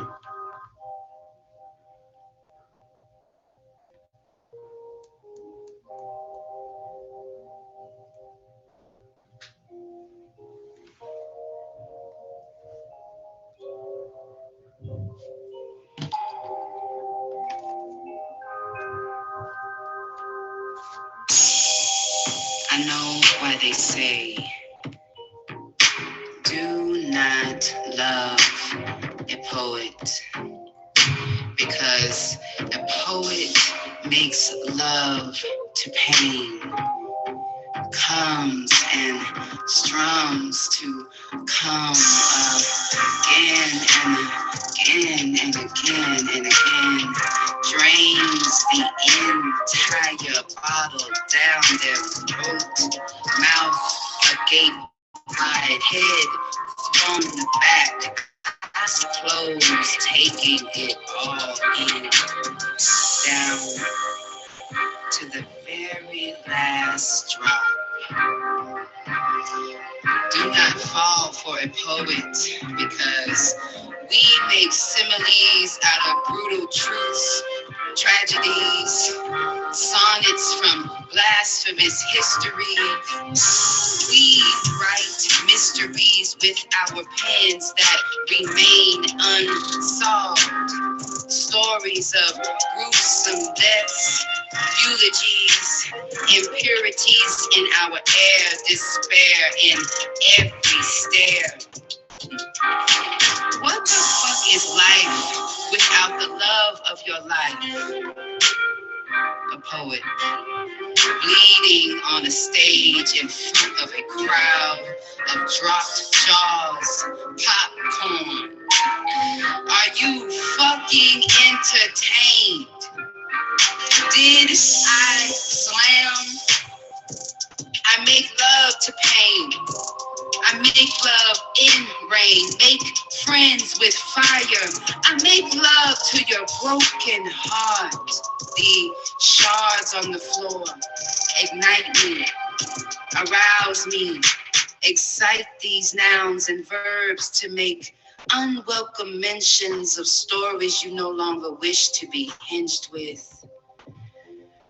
Do not fall for a poet, because they have forever on a first name basis, serving poker faces to the crowd of on-watchers, hedged on the edge of their seat, longing to feel hysterically proud. No one hears the loud screams of, I wrote him free. I wrote him out of prison. I wrote him free with me. Corona gave him his wings. In the end, we all win. So does my pen.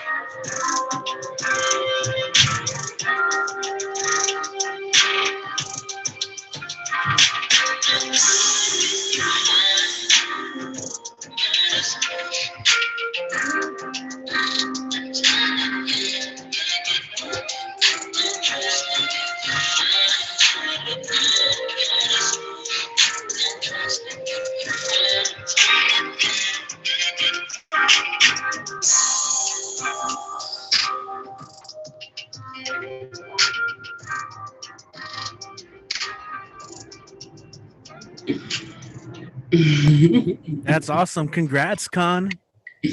Thanks, love, man. Oh, man. So, I appreciate y'all, man. Thank y'all for sharing this moment with me, man.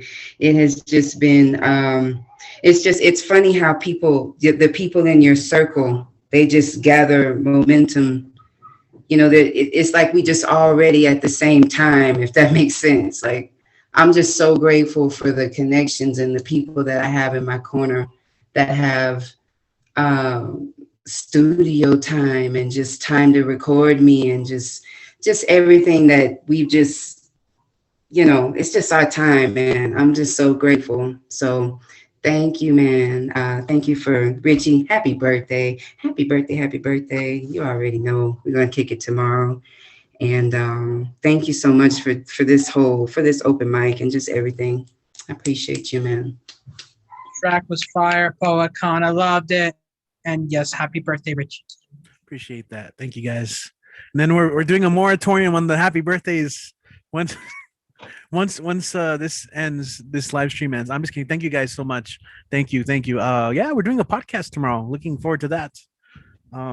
Send you more of that info in a bit. Con, do you want to like shout out your stuff? What you got going on? No? Right. Yeah. Hold on just a second.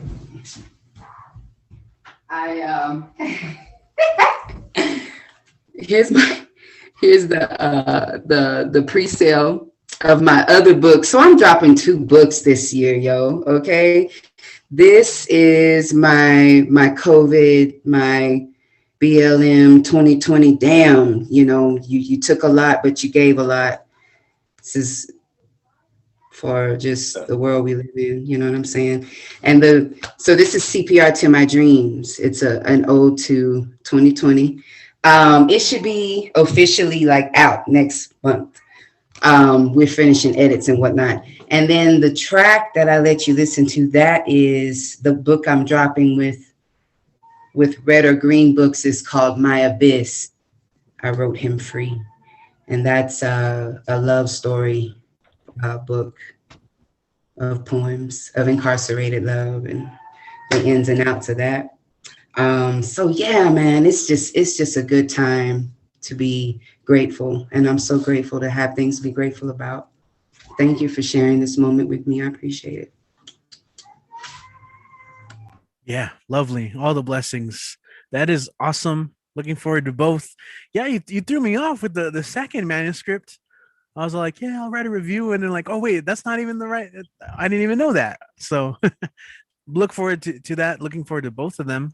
Yeah, be on the lookout. Con and I had a recording session in my studio. So we're going to drop some new episodes of Fresh Cuts featuring Poet Con. And we're going to be interviewed on a podcast tomorrow. So that should be cool. Of course, we'll always share the links. But for now, let's go ahead. I think we're going to close it out as we always do with the one, the only Dan the Man. Now I'm going to wait because he's probably going to make me wait and introduce them properly. I'm Dan, ready. how you doing? Yeah? You ready? Yeah. Oh man, it is awesome. Dan the Man is ready to go. Also, though, I just really want to say I appreciate Dan for your Dan the Man's Weekly. You went out and got a lot of people to give birthday tributes. I didn't even get to thank everyone on here who did one, but I do appreciate it. Dan the Man's Weekly. All right, so it is Stay at Home Open Mic, and it is time for Dan the Man. What is up, Dan? Take it away. Bam. What is up? Welcome. Click. How's everybody doing tonight? Just rhyming dictionary 101. This is very nice because I've kind of been using this for a couple of years now. This is kind of old school. All right. How's everybody doing tonight? For those of you who seen my 27th birthday tribute to Richie, and let's say appreciate you guys. For some of you who did share their video birthday shout outs, appreciate it, and some of you did not. Probably, I believe, scheduling conflicts. But that's okay. But I did mention you respectfully. I just wanted to say, I understand with their sincere apologies, but they sent a message saying happy birthday, Richie. But I want to thank Kit, Ed, Christine, Lee, MS, Finn Bell, and Baressa Prada, a couple of others who were there who sent in the video birthday shout out. Thank you so much. It was so thoughtful of you guys. Appreciate it. All right. Oh, and Richard, you gotta feature me in the podcast as soon as possible. because I wanted to be in the BWOMS podcast for a while. So, but we'll talk. Okay. Well, since we're in the middle of June, yeah, let's go on see what's going on. What's going on in June this year, 2021? It's June again, summer bloom once again. Well, we have Pride Month, Community Front, supporting LGBTQ. That's the support of Q. The colors of rainbow, the beautiful colors in tow. Yep. We have Flag Day, the way we say in salute of raising our flags on the 14th day of the USA flag. Well, it feels like 4th of July came early, Independence Day, which is less than a month away from right now. Excuse me. Well, there's National Donut Day, which is tomorrow. Wait, no. I'm sorry, National Donut Day. It's on the 9th day. Yeah, in 2 days. Sorry. Yeah, which is which we are about, which we can get a free donut from either Krispy Kreme or Dunkin' Donuts. Yeah, it's National Donuts Day. But tomorrow I am honoring National Best Friends Day. Well, I got Catherine, Heather, Courtney, Chris, Kelly, Corina, Anoop, Selena, Sarah, Selena, Richard, Matt, Corey, Jacob Bird, Cassie, Hannah, and Manfred. Yep, so by National Best Friends Day. And we know yesterday was D-Day, the marked 77th anniversary, the invasion of Normandy. It was June 6, 1944, during World War II. And that was the day, was Richard's birthday. Well, Richie's birthday, which is now his birthday tribute number 27. And in 2 days, another birthday tribute. She was number 5, was Caitlin DuBois. Yep. And also next Sunday, the 20th, will be Father's Day, which is the 3rd Sunday of the 6th month. And I want to say happy Father's Day to all the dads out there, especially my father. God rest his soul. Most importantly, in 3 weeks away, I'm sorry, hold on. Wait. And 2 weeks away, my birthday, born on the 23rd day in the 6th month in the year 1983. My birthstone, Alexandrite, Pearl, my horoscope, Cancer, sign, Cardinal. My element is water, flower, rose. Yeah. Well, now it's 2021. We're still in our hometown. Well, still El Paso strong. Well, but we're still going through COVID, but who knew we're still going through, but we're almost through. We're almost out of it because we are vaccinated. We're still getting, well, some are vaccinated, some are not vaccinated, but those are not need to get vaccinated fast. Well, okay, who knew we're still through going through COVID-19? Well, it looks like a cold to brew. Yeah, but like I said, we're almost out of the woods, but still a long road ahead. I know it's a long road. But even though, last but not least, Black Lives Matter, well, justice for George Floyd, but there's some that we still need justice, like Breonna Taylor, Elijah McClain, Andrew Brown Jr., among others. Still, our thoughts and prayers are with them. And like I said, you can't keep falling from a ladder. Sick and tired of being shattered. Black Lives Matter. Yeah, always Black Lives Matter. But this was June, the 6th month of the year, where the summer bloom, and yep, the heat is on. Like according to the late Glenn Fry, the heat is on. Yep. Well, the summer's not here, the heat's not here, it's here. Not near, it's here. Yep. But the coronavirus, I think they may still be here, but not for long, for crying out loud. But not for long. we're almost out of it, and hopefully we get back to normalcy. I'm praying for this year. Well, it's almost, but it's not yet here, but it's near. And still, we're in the 6 months of the year. It's here, and it's the month of June. All right, what do you guys think? Yeah, man. Good recap. Thank you. And since last year I already read the child's calendar of June, so I guess I'm good. All right.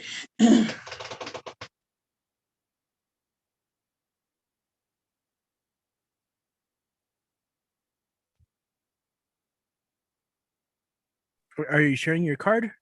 Yes. Read them and weep.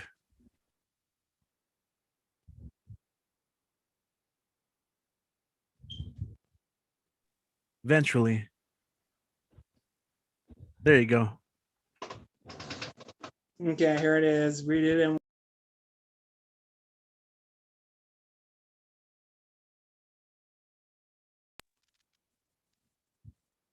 okay, I'm sorry. Can you still hear me? It's fine, man. We can see it. Dan the Men's Weekly on YouTube. Search the title and watch. Don't forget to subscribe. Yep. Twitter, Instagram, Facebook. You guys already know the drill. Hell yeah, man. Good job. Okay. All right. And for those of you who has not yet seen my my 27th birthday tribute of Richie, I'll leave the link. I'll leave the link on the group page on Facebook. I need to post that on my Facebook page on my own Facebook as well. All right. So all right, guys, and oh, be aware we have another birthday tribute, and it's due next Sunday. I'll keep you guys posted for next Sunday. Okay, guys, thank you very much. Y'all have a good night, and see you next Monday. Back to you, Richie. All right. Appreciate it, man. And that was Dan with the weather. Thank you. Awesome. Thank you, Dan. As always, yeah, check out his YouTube series. I came up with some fire lyrics for some theme music if he ever wants to decide to incorporate that. Until then, check it out. It's pretty cool stuff. Again, I really appreciate all the work you put into just giving shout outs to people. And Dan really does go out and support in the scene, in the community. He goes to live shows, he goes to all sorts of performances and supports the bands and singers and songwriters. So that's pretty cool, man. Anyway, we went super overtime today, like super overtime. I do want to thank everyone who took part today. Like, it's always an amazing event. We are going to go ahead and end the live stream for today. Everyone has been great, and we will see you next week. And yeah, make sure if you haven't already, follow us online. Stay at Hope Open Mic, Barbed Wire Open Mic series. You can follow me. You can just look up my name or Instagram, Dead Wall Reveries, but I'm pretty sure all you guys are already following me. All right.